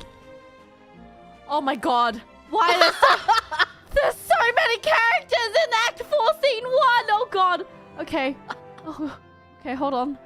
Act 4, Scene 1. Where are we? Are we still in we're still in the forest. Okay. Yes, a forest. Okay, we're still in the forest. Lots of people. Everyone is here. Everyone's here? Okay. Act 4, Scene 1. Lysander, Demetrius, Helena, and Hermia sleep. Enter Titania, Queen of Fairies, and Bottom with the ass's head. And fairies! Peas Blossom, Cobweb, Moth, Mustard Seed. Oberon, the king behind them, unseen. Titania to Bottom. Come, sit thee down upon this flowery bed, while I thy amiable cheeks do coy, and stick musk roses in thy sleek, smooth head, and kiss thy fair, large ears, my gentle joy. Where's Peas Blossom? Ready? Scratch my head, please. Scratch my head, please, Peas Blossom. Where's Monsieur Cobweb? Ready. Monsieur Cobweb, good monsieur. Get you your weapons in your hand and kill me a red-hipped humblebee on the top of a thistle. And good monsieur, bring me the honey bag. Do not fret yourself too much in the action, monsieur. And good monsieur, have a care of the honey bag, break not. I would be loath to have you flown with a honey bag, senor. Exit Cobweb. Where's Monsieur Mustard Seed? Ready? Give me your knife, Monsieur Mustard Seed. I pray you leave your courtesy, good monsieur. What's your will? Nothing, good monsieur, but to help Calvary Cobweb to scratch. I must to the barber's, monsieur, for methinks I've a marvelous hairy about the face. I am such a tender ass, if my hair do but tickle me, I must scratch. What? Wilt thou hear some music, my sweet love? I've a reasonable good ear in music. Let's have the tongues and the bones. Oh, say, sweet love, what thou dear desirest to eat? Truly, a peck of provender. I could munch your good dry oats. Methinks I have a great desire to a bottle of hay. Good hay, sweet hay, had no fellow. I have a venturous fairy that shall seek the squirrel's hoard and fetch thee new nuts. I had rather a handful of 2 of dried peas, but I pray you, let none of your people stir me. I have an exposition of sleep come upon me. Asleep thou, I will wind thee in my arms. Fairies, be gone, and be all the ways away. Exude fairies. So doth the woodbine the sweet honeysuckles gently entwist. The female ivy so enrings the barky fingers of the elm.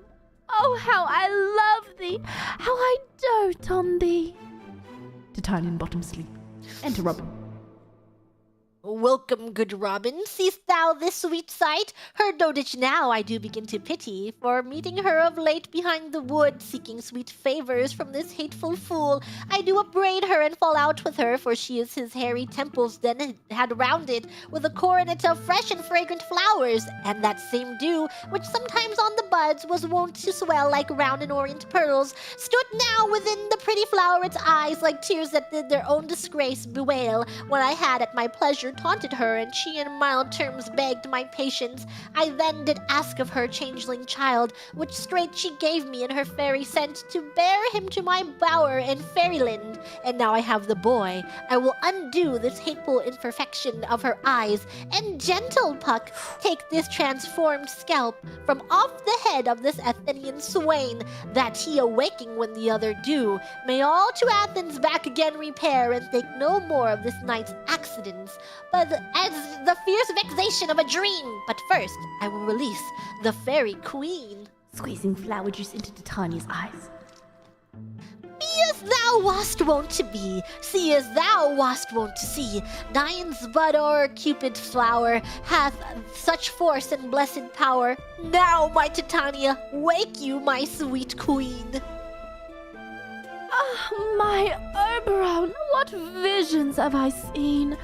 Methought I was enamored of an ass. There lies your love. How came these things to pass? Oh, my eyes do loathe his visage now. Silence a while, Robin. Take off this head. Titania, music call and strike more dead than common sleep of all these five the sense. Music, her! Music such as charmeth sleep. Music. Music. Taking off the ass's head off bottom. Wait, hold on. Wait.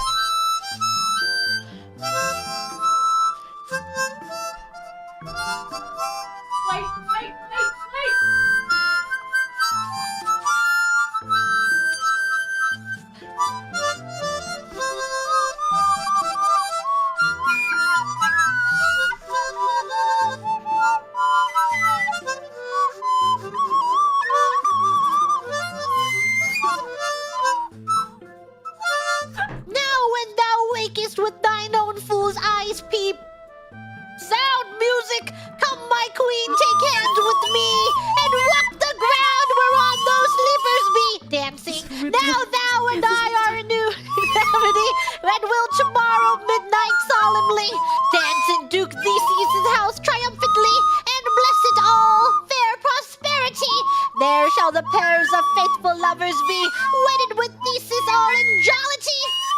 Fairy king attendant mark, I do hear the morning lark. Then, my queen, in silent sad, trip we after the night's shade. We the globe can compass soon, swifter than the wandering moon. Come, my lord, and now fly. Tell me how this came this night, that I was sleeping here, was found with these mortals on the ground. Exit Oberon, Titania, and Robin. Wind horn within. Enter Theseus and all his train, Aegeus and Hippolyta.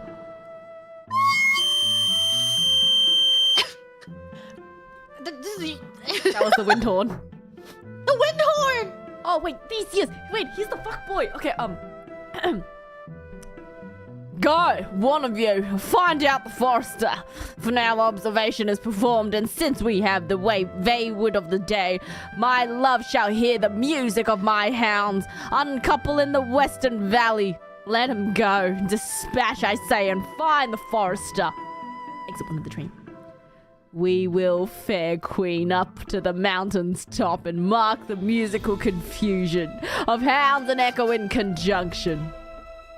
I was with Hercules and Cadmus once, when in a wood of Crete they made the bear. With hounds of Sparta never did I hear such gallant chiding, for besides the groves, the skies, the fountains, every region near, seemed all one mutual cry. I never heard so musical a discord, such sweet thunder. My hounds are bred out of the Spartan kind, so flued, so sanded, and their heads are hung with ears that sweep away the morning dew, crook-kneed and dew-lapped like like Thessalian bulls, slow in pursuit, but matched in mouth like bells, each under each. A cry more tunable was never hollayed to nor cheered with horn. In Crete, in Sparta, nor in Thessaly, judge when you hear. Cease the four sleeping lovers. But soft, what nymphs are these? My lord, this is my daughter here asleep. And this Lysander. This Demetrius is. This Helena. Old Nadar's Helena. I wonder if they're being here together. No doubt they rose up early to observe the rite of May, and hearing our intent came here in grace our solemnity. But speak, Aegeus, is not this the day that Hermia should give answer of her choice? It is, my lord. Go, bid the huntsmen wake them with their horns. Exit one of the train, wind horns and shouts within the sand, and Demetrius and Helena and Hermia start to wake up.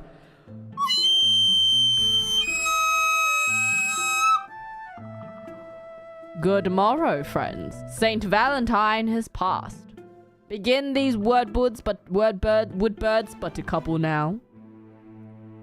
Lysander, Demetrius, Helena, and Hermia knew. Pardon, my lord. I pray you all stand up. Lysander, Demetrius, and Helena stand, and Hermia stand. I know you two are rival enemies. How comes this gentle concord in the world that hatred is so far from jealousy, to hate, to sleep by hate and fear no enmity? My lord, I shall reply amazedly. Half sleep, half waking, but as yet I swear, I cannot truly say how I came here. But as I think, for truly would I speak, and now do I bethink me, so it is. I came with Hermia hither. Our intent was to be gone from Athens, where we might, without the peril of the Athenian law. Enough, my lord! You have enough! I beg the law upon his head! They would have stolen away, they would. Demetrius, thereby to have defeated you and me. You of your wife, and me of my consent that she would be your wife. My lord, fair Helen told me of their stealth, of this their purpose hither to this wood, and I in fury hither followed them. Fair Helena in fancy following me, but my good lord, I wot not by what power, but by some power it is. My love to Hermia, melted as the snow, seems to me now as the remembrance of an idle god which in my childhood I did dote upon, and all the faith, the virtue of my heart, the object and the pleasure of mine eye, is only Helena. To her, my lord, was I betrothed ere I saw Hermia, but in sickness did I loathe this food, but as in health come to my natural taste, now I do wish it, love it, long for it, and will forevermore be true to it. Fair lovers, you are fortunately met of this discord. We more will hear anon. Aegis, I will overbear your will. For in the temple by and by with us these couples shall eternally be knit. And for the morning now is something worn, our proposed hunting shall be set aside. Away with us to Athens. 3 and 3 will hold a feast in great solemnity. Come, Hippolyta. Exit Theseus, Hippolyta, and Aegis in train. These things seem small and undistinguishable, like far-off mountains turned into clouds. When everything seems double, methinks I see these things with parted eye. So methinks, and I have found Demetrius like a jewel, mine own and not mine own. Are you sure that we are awake? It seems to me that yet we sleep, we dream. Do not you think the Duke was here, and bid us follow him? Yeah, and my father. And Hippolyta. And he did bid us to follow to the temple. Why then, we are awake! Let's follow him, and by the way, let us recount our dreams. Exit Lysander, Demetrius, Helena, and Hermia.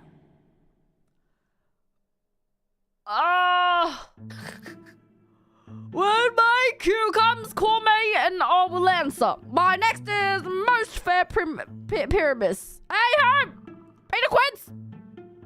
Lute the bellows bender, snout the teacup, starveling. Gods, my life! Stolen hands and left me asleep! I've had the most rare vision. I have had a dream. past the wit of a man to say what dream it was. Man is but an ass if he goes about to expound this dream. Methought I was... There's no mind can tell what. Methought I was... And methought I had... But man is but a paget fool if he will offer to say what methought I had. The eye of man hath not heard, the ear of man hath not seen, man's hand is not be able to taste, his tongue to conceive, nor his heart to report what my dream was. Oh, I will get Peter Quince to write a ballad of this dream. It shall be called... It shall be called... Bottom's Dream. Because I had no bottom. And I will sing it in the latter end of a play before the Duke. Peradventure, to make the more gracious, I shall sing it at her death. Exit. Enter Quince, flute, snout, and stabling. Have you sent to Bottom's house? Is he come home yet? He cannot be heard of. Out of no doubt, he is transported. If he come not, then the play is marred. It goes not forward, doth it? It is not possible. You have not a man in all Athens able to discharge Pyramus but he. No, he hath simply the best wit of any handicraft man in Athens. Yea, and the best person too, and he is a very paramour for a sweet voice. Does he love him? I don't know. Is Quince just saying things to like butter him up, or does he mean it? Does Quince really, really love Bottom? I don't know.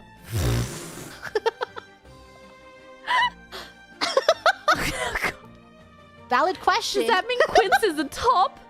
I think so. I think Quince is the top of the bottom. Oh my god. You must say paragon. A paramour is, God bless us, a thing of naught. Masters, the Duke is coming from the temple, and there is 2 or 3 lords and ladies more married. If our sport have gone forward, we had all been made men. Oh, sweet bully Bottom! Thus hath he lost 6 pence a day during his life. He could not have escaped 6 pence a day, and the Duke had not given him 6 pence a day for playing Pyramus. I'll be hanged! He would have deserved it. 6 pence a day in Pyramus or nothing! Where are these lads? Enter Bottom. Where are these hearts? Bottom! Oh, most courageous day! Oh, most happy hour! Masters, I am to discourse wonders, but ask me not what, for if I tell you I'm no true Athenian, I will tell you everything raw as it fell out. Let us hear, sweet Bottom. Not a word of me. All that I will tell you is that the Duke had done. Get your apparel together, good strings to your beards, new ribbons to your pumps, meet presently at the palace. Every man look over his part, for the short and the long is our play is preferred. In any case, let Thisbe have clean linens, and let him not that plays the lion bare his nails, for they shall hang out for the lion's claws. And most dear actors, eat no onions nor garlic, for we are to have utter sweet breath, and I do not doubt but to hear them say it's sweet comedy. No more words. Get away! Away, go! Exit. Act 5. Act 5! Scene 1. We've made it so far. We have made it so far. Let's go back to this. Enter Theseus, Hippolyta, and Philistrat. Who the heck is Philistrat? You now. Oh. You need 3 lines Oh of god. names. Okay. Yes. Yes. More name. Oh god. Yes. Okay.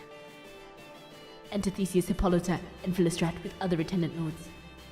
'Tis strange, my Theseus, that these lovers speak of. More strange than true. I never may believe these antique fables nor these fairy toys. Lovers and madmen have such seething brains, such shapen fantasies that apprehend more than cool reason ever comprehends. The lunatic, the lover, and the poet are all imagination, all compact. One sees more devils than vast hell can hold. That is the madman. The lover, all as frantic, sees Helen's beauty in the brow of Egypt. The poet's eye in fine frenzy rolling, doth glance from heaven to earth, from earth to heaven, and as imagination bodies forth the forms of things unknown, the poet's pen turns them to shapes and gives them airy nothing a local habitation in the name. Such tricks hath strong imagination, that if it would but apprehend some joy, if comprehend some bringer of that joy, or in the night imagining some fear, how easy is a bush supposed to bear? But all the story of the night told over, and all their minds transfigured so together, more witnesseth than fancies images, and grows to something of great constancy, but however strange and admirable. Enter lovers, Lysander, Demetrius, Helena, and Hermia. Here comes the lovers, full of joy and mirth. Joy, gentle friends, joy and fresh days of love accompany your hearts. More than to us wait in your royal walks, your board, your bed. Your bed? Oh my god, his bed? Your bed. Oh my his god. bed. Come now, Together. what mask, what dancer shall we have to wear away this long age of 3 hours between our after supper and bedtime? Where is our usual manager of mirth? What revels are in hand? Is there no play to ease the anguish of a torturing hour? Call Philistrat. Here, mighty Theseus. Say, what abridgment have you this evening? What mask, what music? What shall we beguile the lazy time, if not with some delight?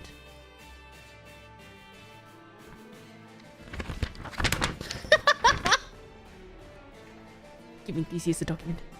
There is a brief how many sports are ripe. Make choice of it, your highness will see first. The battle with the centaurs, to be sung by an Ethian eunuch to the harp. Oh, we'll have none of that. That I've told my love and glory of my kinsman Hercules. The riot of the tipsy bacchanals, tearing the threshing singer in their rage. That is an old device, and it was played when I was from Thebes, came last a conqueror. The thrice 3 muses mourning for the death of learning, late deceased in beggary. That is some satire, keen and critical, not sought for a nuptial ceremony. A tedious, brief scene of young Pyramus and his love Thisbe, very tragical mirth. Merry and tragical, tedious and brief. That is hot ice and wondrous, strange snow. How shall we find the concord of this discourse? A play there is, my lord, some 10 words long, which is as brief as I have known a play. But by 10 words, my lord.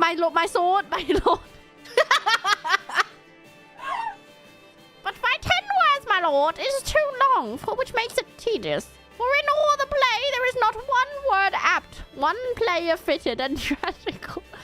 My noble lord it is, for Pyramus therein doth kill himself, which when I saw rehearsed I must confess, made mine eyes water, but more merry shed tears the passion of love laughter never shed. What are they that do play it? Hard-handed men that work in Athens here, which never laboured in their minds till now, and now have twirled their unbreathed memories with the same play against your nuptial. And we will hear it. No, my noble lord, it is not for you. I have heard it over. It is nothing in the world, unless you can find sport in their intents, which extremely stretched and conned with a cruel pain to do you service. I will hear this play, for never anything can be amiss when simpleness and duty tender it. Go bring them in, and take your places, ladies. Exit for this rat. I love not to see wretchedness o'ercharged, and duty in his service perishing. Why, sweet, why, gentle sweet, you shall see no such thing. He says they can do nothing in this kind. The kind are we to give them thanks for nothing. Our sport shall be to take what they mistake, and what poor duty cannot do, noble respect takes it in might, not merit. Where I have come, great clerks of purpose to greet me with premeditated welcomes. Where I've seen them shiver and look pale, make periods in the midst of sentences, throttle their practice accents in their fears, and in conclusion dumbly have broken off, but not paying me a welcome.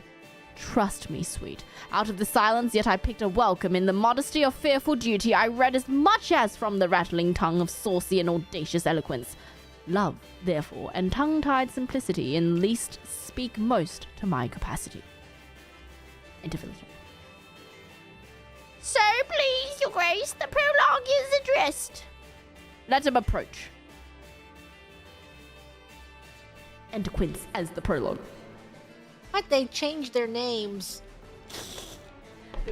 It's a play now. It's a play. They're doing the play. If we offend, it is with our goodwill that you should think we come not to offend, but with goodwill to show our simple skill. That is the true beginning of our end. Consider then we come but in despite. We do not come as mining to contest you. Our true intent is all for your delight. We are not here that you should hear repent you. The actors are at hand, and by their show you shall know all that you are like to know. This fellow doth not stand upon yes. points. Roasted. He hath rid his prologue like a rough colt. He knows not to stop. A good moral, my lord. It is not enough to speak, but to speak true. Oh, I should speak faster. Oh. Indeed, he hath played on his prologue like a child on a recorder. A sound, but not in government. His speech was like a tangled chain. Nothing impaired, but all disordered. Who's next? Oh god. Enter. Have to change their names. Oh god. Are we adding more? Oh my god. Okay, hold on. Okay, so. We just have. Okay, so. You snout your snout. Okay, so you play Thisbe. Okay. And then also the wall. Your Thisbe and the wall. Okay. Yes. And the prologue. Wait. And prologue. Okay. Okay, okay. And then I am Pyramus. Uh-huh. Moonshine. Oh my god, I'm the moon. I'm Pyramus. When the moonshine. Moonshine. And the lion. Yes. Okay. Arr. Okay. Should we have a short intermission before this play starts?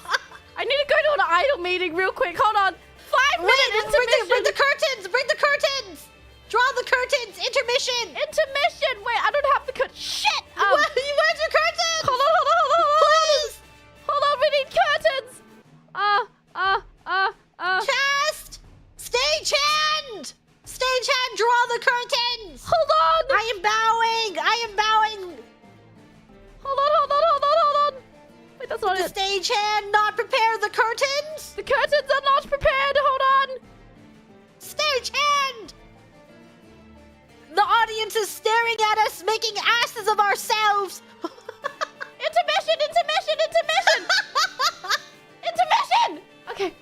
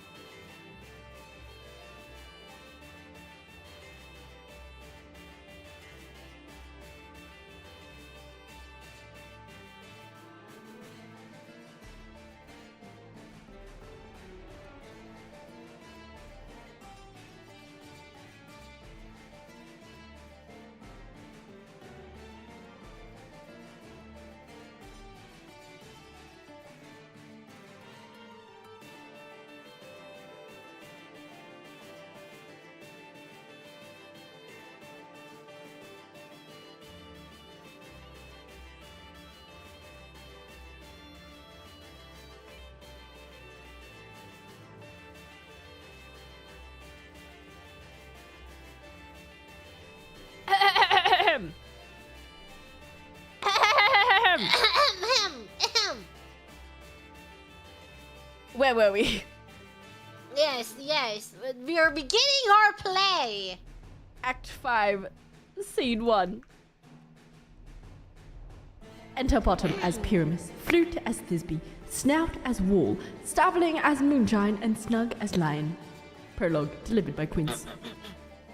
Gentles, perchance you wonder at this show, but wonder on till truth make all things plain. This man is Pyramus, if you would know. This beauteous lady, this be a certain. This man with lime and rough cat doth present wall, that vile wall which did these lovers sunder. And through walls the drink poor souls, they are content to whisper, at which they let no man wonder. This man with lanthorn dug in bush of thorn presented the moonshine, for if you will know. But moonshine did these lovers think no scorn to meet at night his chome there to woo. This grisly beast which lie in the height by name, the trusty this be coming first by night, did scare away, or did affright, and then she fled, her mantle she did fall, which lie in vile with bloody mouth did stain, and on comes Pyramus, sweet gilth and tail, and finds his trusty Dismy's mantle slain, whereat with bloody bladeful blade, he bravely broached his boiling bloody breast, and Dismy tearing in bullberry shade, his dagger drew, and died for all the rest, let blind moonshine the wall, and lovers twain, and large discourse while here they do remain. I wonder if the lion be to speak. No wonder, my lord, one lion may when many asses do. Exit prologue, Pyramus, these be lion and moonshine. You're the wall. In this same interlude it doth befall that I one snout by name present a wall, and such a wall as I would have you think that had it holding ground through which lovers Pyramus and Disby did whisper often very secretly. This loam, this rough cast, and this stone doth show that I am the same wall. The truth is so, and this cranning is right and sinister, through which the fearful lovers are to whisper. Would you desire lime and hair to speak better? It's the wittiest parson I may ever heard discourse, my lord. Enter Pyramus. Pyramus draws near. The wall. Silence! Pyramus played my bottom. Oh, grim looked night! Oh, night with hues of black! Oh, night with the Archimedes not! Oh, night, alack, alack! I fear my Thisby's promise is forgot, and oh, wall! Oh, sweet, oh, lovely wall! That standeth between her father's ground and mine. That wall, oh, sweet and lovely wall! Show me thy cheek to blink through with mine on! Wall holds up fingers as cheek. Thanks, courteous wall! Doth shield thee well for this, but what see I? No, this be do see I see I. Oh, wicked wall through whom I see no bliss! Cursed be thy stones for thus deceiving me! The wall, methinks, being sensible, should curse again. No, in truth, sir, he should not. Deceiving me is Thisby's cue. She is to enter now, and I am to spy her through the wall. You shall see, it will fall pat as I told you. Yonder she comes. Enter Thisby. Thisby played by flute. Oh, wall, full often hast thou heard my moans, for parting my fair Pyramus and me, my cherry lips have often kissed thy stones with lime and hair knit up in thee. Oh, see your voice. What? Now will I to the chicken to spy, and I can hear my Thisby's face. Oh, Thisby! My love thou art. My love, I think. Think what thou wilt. I am thy lover's grace, and like Lamander am I trusty still. And I like Helen till the fates me kill. Not shaftless to Procris was so true. As shaftless to crucify to you. Oh, kiss me through the hole of this vile wall. I kiss the wall's hole, not your lips at all. Will thou at Ninna's tomb meet me straight away? Tide life, tide death, I come without delay. Exit Pyramus and Thisby. Thus have I, wall, my part discharged so, and being done thus, wall, away doth go. Now is the mural down between the two neighbours. No remedy, my lord, when wars are so willful to hear without warning. This is the silliest stuff that I have ever heard. The best in this kind are but shadows, and the worst are no worse if imagination amend them. It must be your imagination then, and not theirs. If we imagine no worse of them, then they of themselves, they may pass for excellent men. Here come two noble beasts in, a man and a lion. You ladies, you whose gentle hearts do fear the smallest monstrous mouse that creeps on floor may now perchance both quake and tremble here, where lion rough in wildest rage doth roar, then know that I, as snug the joiner, am as lion fell, nor else no lion's dam. For if I should as lion come in strife into this place, 'twere pity on my life. Ah, a very gentle beast, of good conscience. A very best at the beast, my lord, that I ever saw. This lion is a very fox for his valor. True, and a goose for his discretion. Not so, my lord, for his valor cannot carry his discretion, and the fox carries the goose. His discretion, I am sure, cannot carry his valor, for the goose carries the fox, carries not the fox. It is well, leave it to his discretion, and let us listen to the moon. This lanthorn doth the horned moon present. Should have worn the horns on his head. There's no crescent, and his horns are invisible within the circumference. This lanthorn doth the horned moon present. Myself, the man in the moon, do seem to be. This is the greatest error of all the rest. The man should be put in the lanthorn. How is it else the man in the moon? He dares not come here for the candle, for you see it's already in snuff. I am aweary of this moon. Would he would change? It appears by his small light of discretion that he is in the wane, but yet in courtesy and all reason we must stay the time. Proceed, moon. All that I have to say is to tell you that the lanthorn is the moon. I, the man in the moon, this thornbush, my thornbush, and this dog, my dog. Why all this should be in the lanthorn, for all these are in the moon? But silence, here comes Thisbe. Enter Thisbe. This is old Nini's tomb. Where is my love? Roar! Thisbe runs off, dropping her mantle. Ah! Well roared, lion! Well run, Thisbe! Well shown, moon. Truly, the moon shines with a good grace. The lion bloodies Thisbe mantle. Well moused, lion! Enter Pyramus. And then came Pyramus. Exit lion. And so the lion vanished. Sweet moon, I thank thee for thy sunny beams. I thank thee, moon, for shining now so bright. For by thy gracious golden glittering gleams, I trust to take up truest Thisbe and sight. Oh, stay, oh spite! But mark, poor knight, what dreadful doll is here? Eyes do you see? How can it be? A dainty duck, oh dear! Thy mantle good, what stained with blood? Approach, ye furies fell! Oh fates, come, come! Cut the thread and throb, quail, crush, conclude and quell! This passion and the death of a dear friend would go near to make a man look sad. Beshrew my heart, but I pity the man. And wherefore nature doth thy lion's frame? Since lion bar hath there deflowered, my dear, which is, no, which was the fairest dame that lived, that loved, that liked, that looked with cheer. Come, tears, confound, out sword and wound, the pap of Pyramus, I that left pap when the heart doth hop, stabs himself. Oh, thus die I, thus, now I am dead. Now am I fled. My soul is in the sky. Tongue, lose thy light. Moon, take thy light. Exhibition. Now die. Die. Die. Die. Die. Dice. No die but an ace for him, for he is but one. Less than an ace, man, for he is dead. He is nothing. With the help of a surgeon, he might yet recover and prove an ass.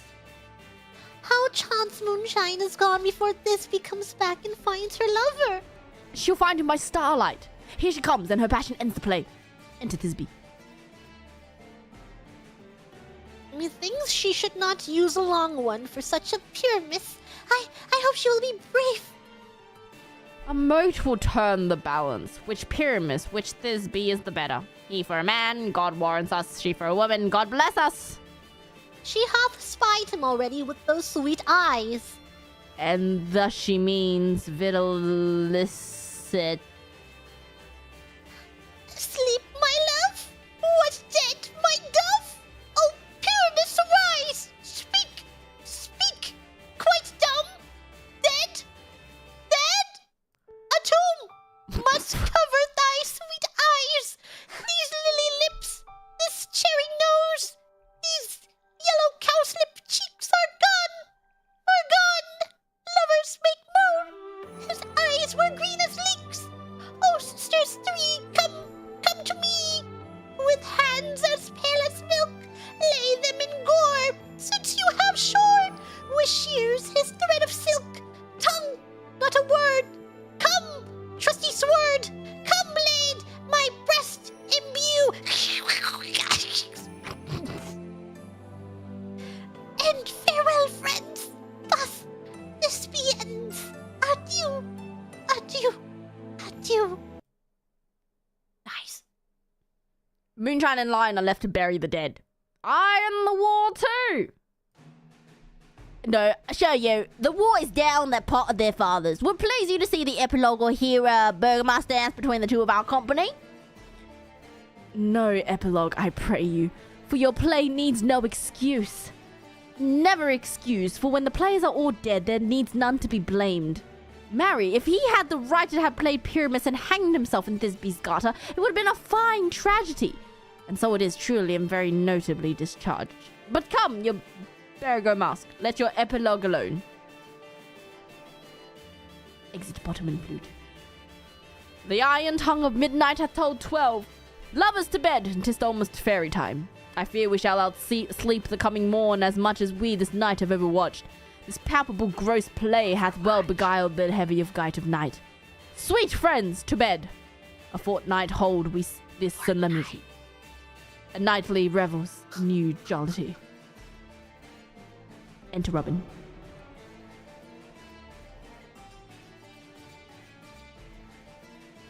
Which one's Robin? Enter Buck. Now the hungry lion roars, and the wolf behowls the moon, whilst the heavy plowman snores, all with the weary task fordone. Now the wasted brands do glow, whilst the screech owl, screeching loud, puts the wretch that lies in woe in remembrance of a shroud. Now it is the time of night, that the graves all gaping wide, every one lets forth his sprite, in the churchway paths glide, and we fairies that do run by the triple Hecades team from the presence of the sun, following darkness like a dream. Now our frolic, not a mouse, shall disturb this hallowed house. I am sent with the broom before, to sweep the dust behind the door. Enter Oberon Titania, king and queen of the fairies with all their train.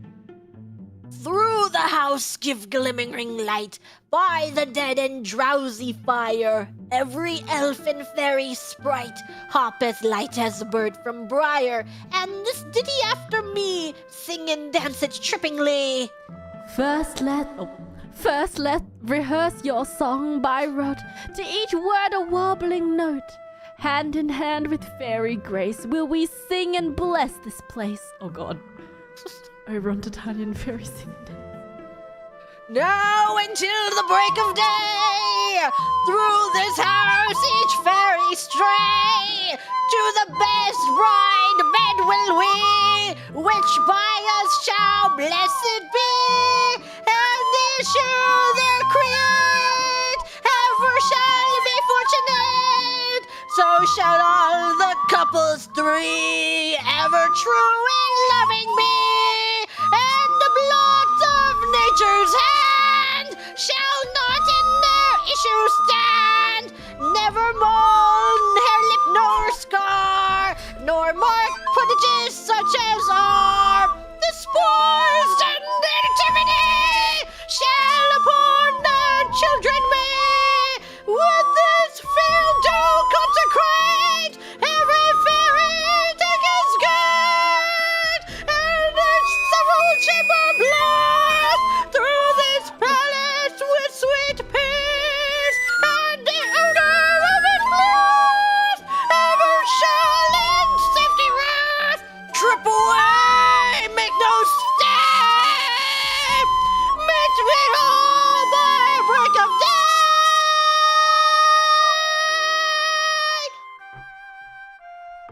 Exit all but Robin.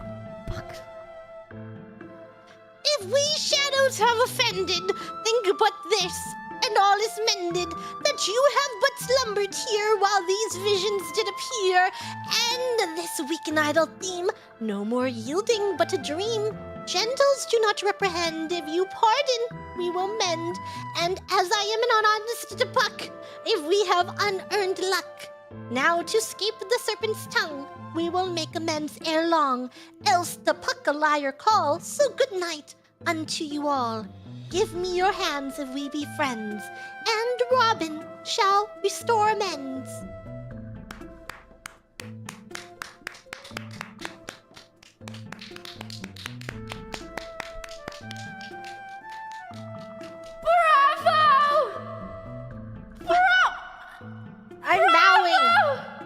I'm bowing. I am bowing. Thank you! Bowing. Thank Flowers you! Being thrown onto the stage. Bow. Yeah. Bowing. Woo! Yes!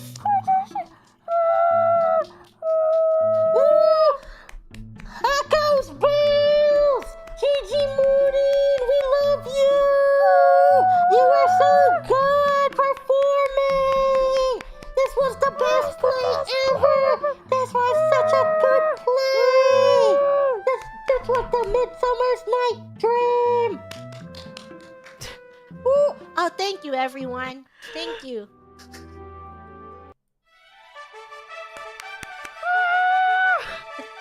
I just started the fanfare music. Yes! Round of applause! Applause! That was beautiful! Thank you, everyone! I hope Thank you for watching us! What a absolute journey. Yeah, this is the first time I've read Midsummer's Night at, at a point in my life where I can understand it, because before Honestly, you be mood. forced to consume it, and Yes. you're like, I don't know what the hell's going on. Yes. But now I'm like, hey, I kind of get it. I I get what's kind going of on. get it. I feel like Shakespeare was just ahead of his time by like half a millennia, Yeah, I think Shakespeare would have done a really good job, like, directing reality television shows. Or like soap operas, bruh. Yeah! He would be so good.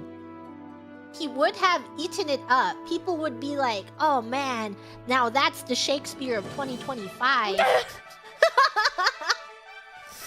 Oh my god. Shakespeare would have been a VTuber! Bruh. Oh my god. He was ahead of his time. He would put on the first VTuber play. He would. My dream is to one day be able to do a Shakespeare play in 3D. It would be so awesome! That would be so cool. Which one would we do, though? I don't know. What's the best one where they're moving around dramatically? I don't know. That would be... See, like, my top 3 would be Macbeth, Hamlet, or Merchant of Venice. Do they kiss in any one of them? No. Oh, wait! Do they? Macbeth would be hilarious, because there's 3 witches. That... How many people are in, like, the total body count of actors in Macbeth? Macbeth? Let's see.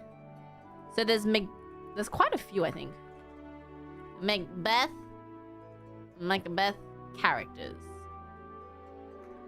I think we could easily do it. We could get enough people that no one would be speaking to themselves. There's 14. We could get enough people that no one would be speaking to themselves if we move them around accordingly. We give them the right roles. Wait, there's 14. Wait, it's doable. We should. Okay, send out the calls. Wait, because all of it. If we count all of EN, how many people are in all of EN? 7. More than 14. 7. Okay, wait, isn't there exact? Hold on. I can't do math. I can't do math. There's more than 14. There's more than 14, right? Okay. Mm-hmm. I can't do math. I can't either. Okay, I'm going to my mind palace. Oh, okay. 17. Okay, the 17. 1, 2, 3, 4, 5, 6, 7, 8, 9, 10, 11, 12, 13, 14. There's 14 characters in Macbeth. Huh. It can happen. I believe. Let's make it happen. Figure it out. We can do it. That'd be hilarious. I am on board. I love this. I think it would be even funnier if we could move around our arms and act it out and fall to the ground. That would be beautiful. Yes. And then, honestly, if, like, there are some people who don't want to act, they can be extras. They can be, like, the trees in the background. Yo, that would be amazing. The wall. The wall!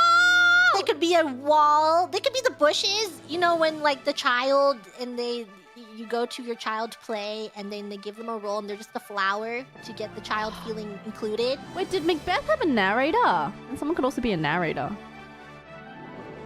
Wait, there's still no. There's a lot of characters.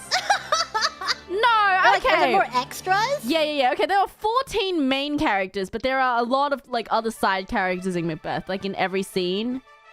Damn. We'll figure it out. I think we will figure it out. I feel like that'd be hilarious. Okay. Right now, I am holding you to this. I expect to see it in your lifetime. Okay. Don't die. Hollow Macbeth. We can do it. We can so do it. Oh my god. It would be so beautiful. Would it be? It would have to be unrehearsed, unpracticed, like everyone's first time reading. You can hear everyone. No, wait, we should have everyone holding the script as they're acting and they're reading it. Just hold the script. Oh my god. Yo, that'd be amazing. Let's do it. Hollow Macbeth. Hollow Macbeth. It has a ring to it. But then Hollow Hamlet. Hollow Hamlet. Hollow Hamlet. Wait. Hamlet is more like intense though, I will say. I genuinely don't remember anything about Shakespeare plays, or like very, very little, other than the main themes. I think Hollow Macbeth would be hilarious. I'm following your vision. I want a Hollow Macbeth. I will do anything. I would like a Hollow Macbeth. Does Hamlet have more characters? Oh. Hollow Hamlet would be really funny. Macbeth's not intense. No, Macbeth is intense, but just like, I feel like Hamlet is like more intense, you know?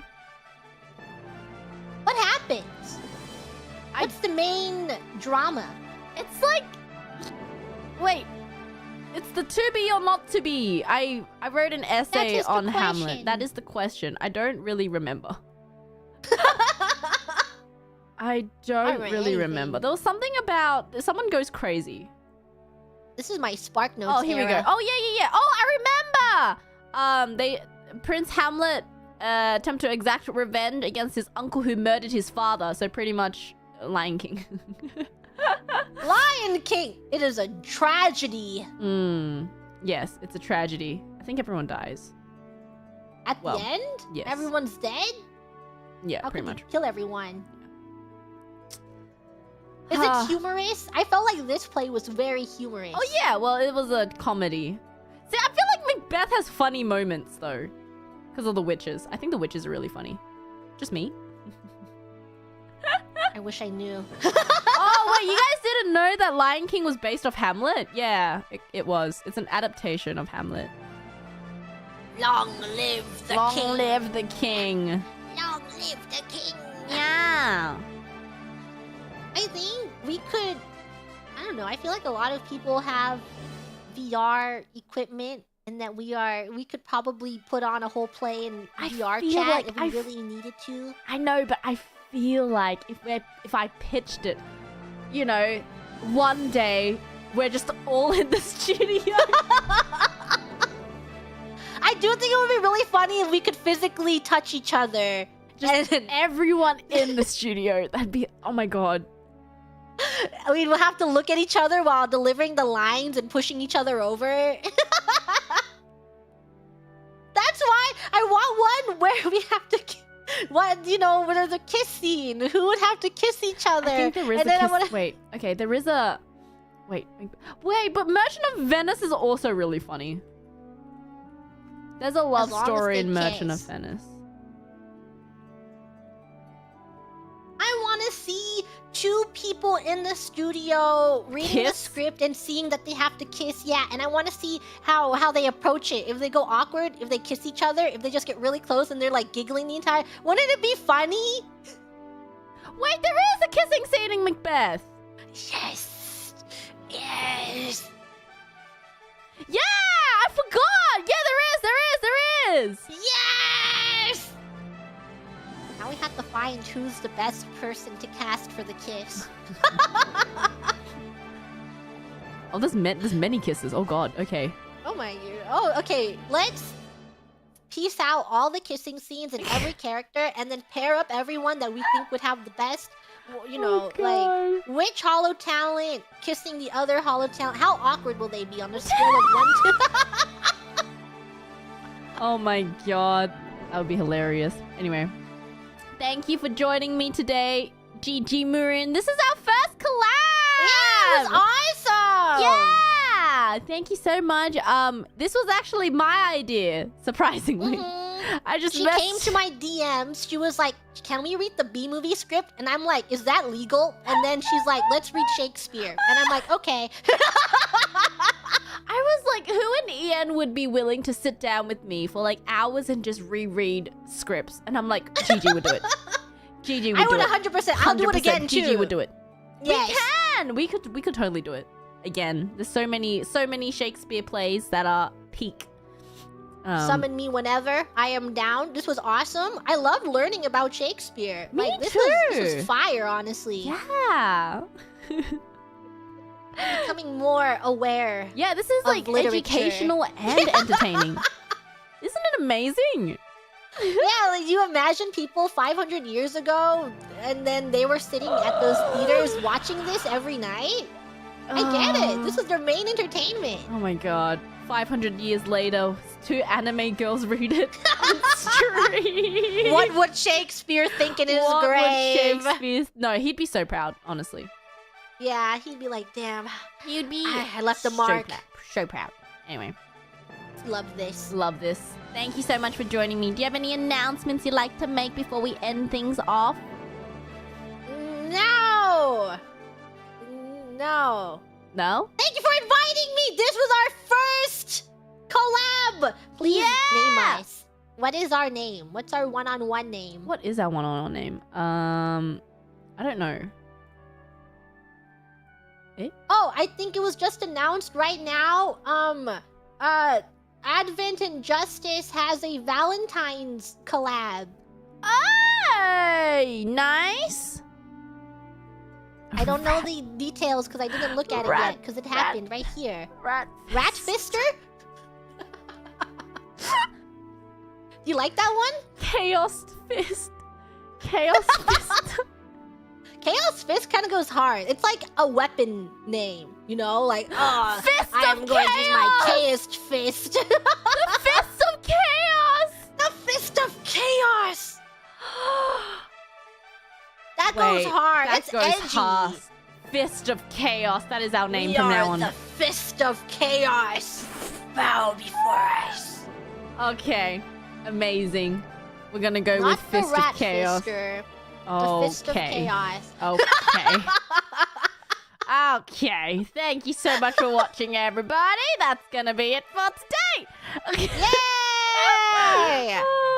For me, check out my new cover that I released last week, Weight of the World from Nier Automata. It was fire! I need to talk to you about Nier now you're playing Replicant. Yeah! Oh my god, I didn't realize how many people were fans of Nier until after I came up with the collab. Good! It's so good! Oh my god, your cover is amazing! Oh my gosh, it's so beautiful. Thank you! When you finish, please talk to me about Replicant. Replicant's my favorite of the two. Really? But they're both very Okay. awesome. Yeah, I love Replicant so much. Okay. I will. I'm getting there. Yes. I'm excited. Yay!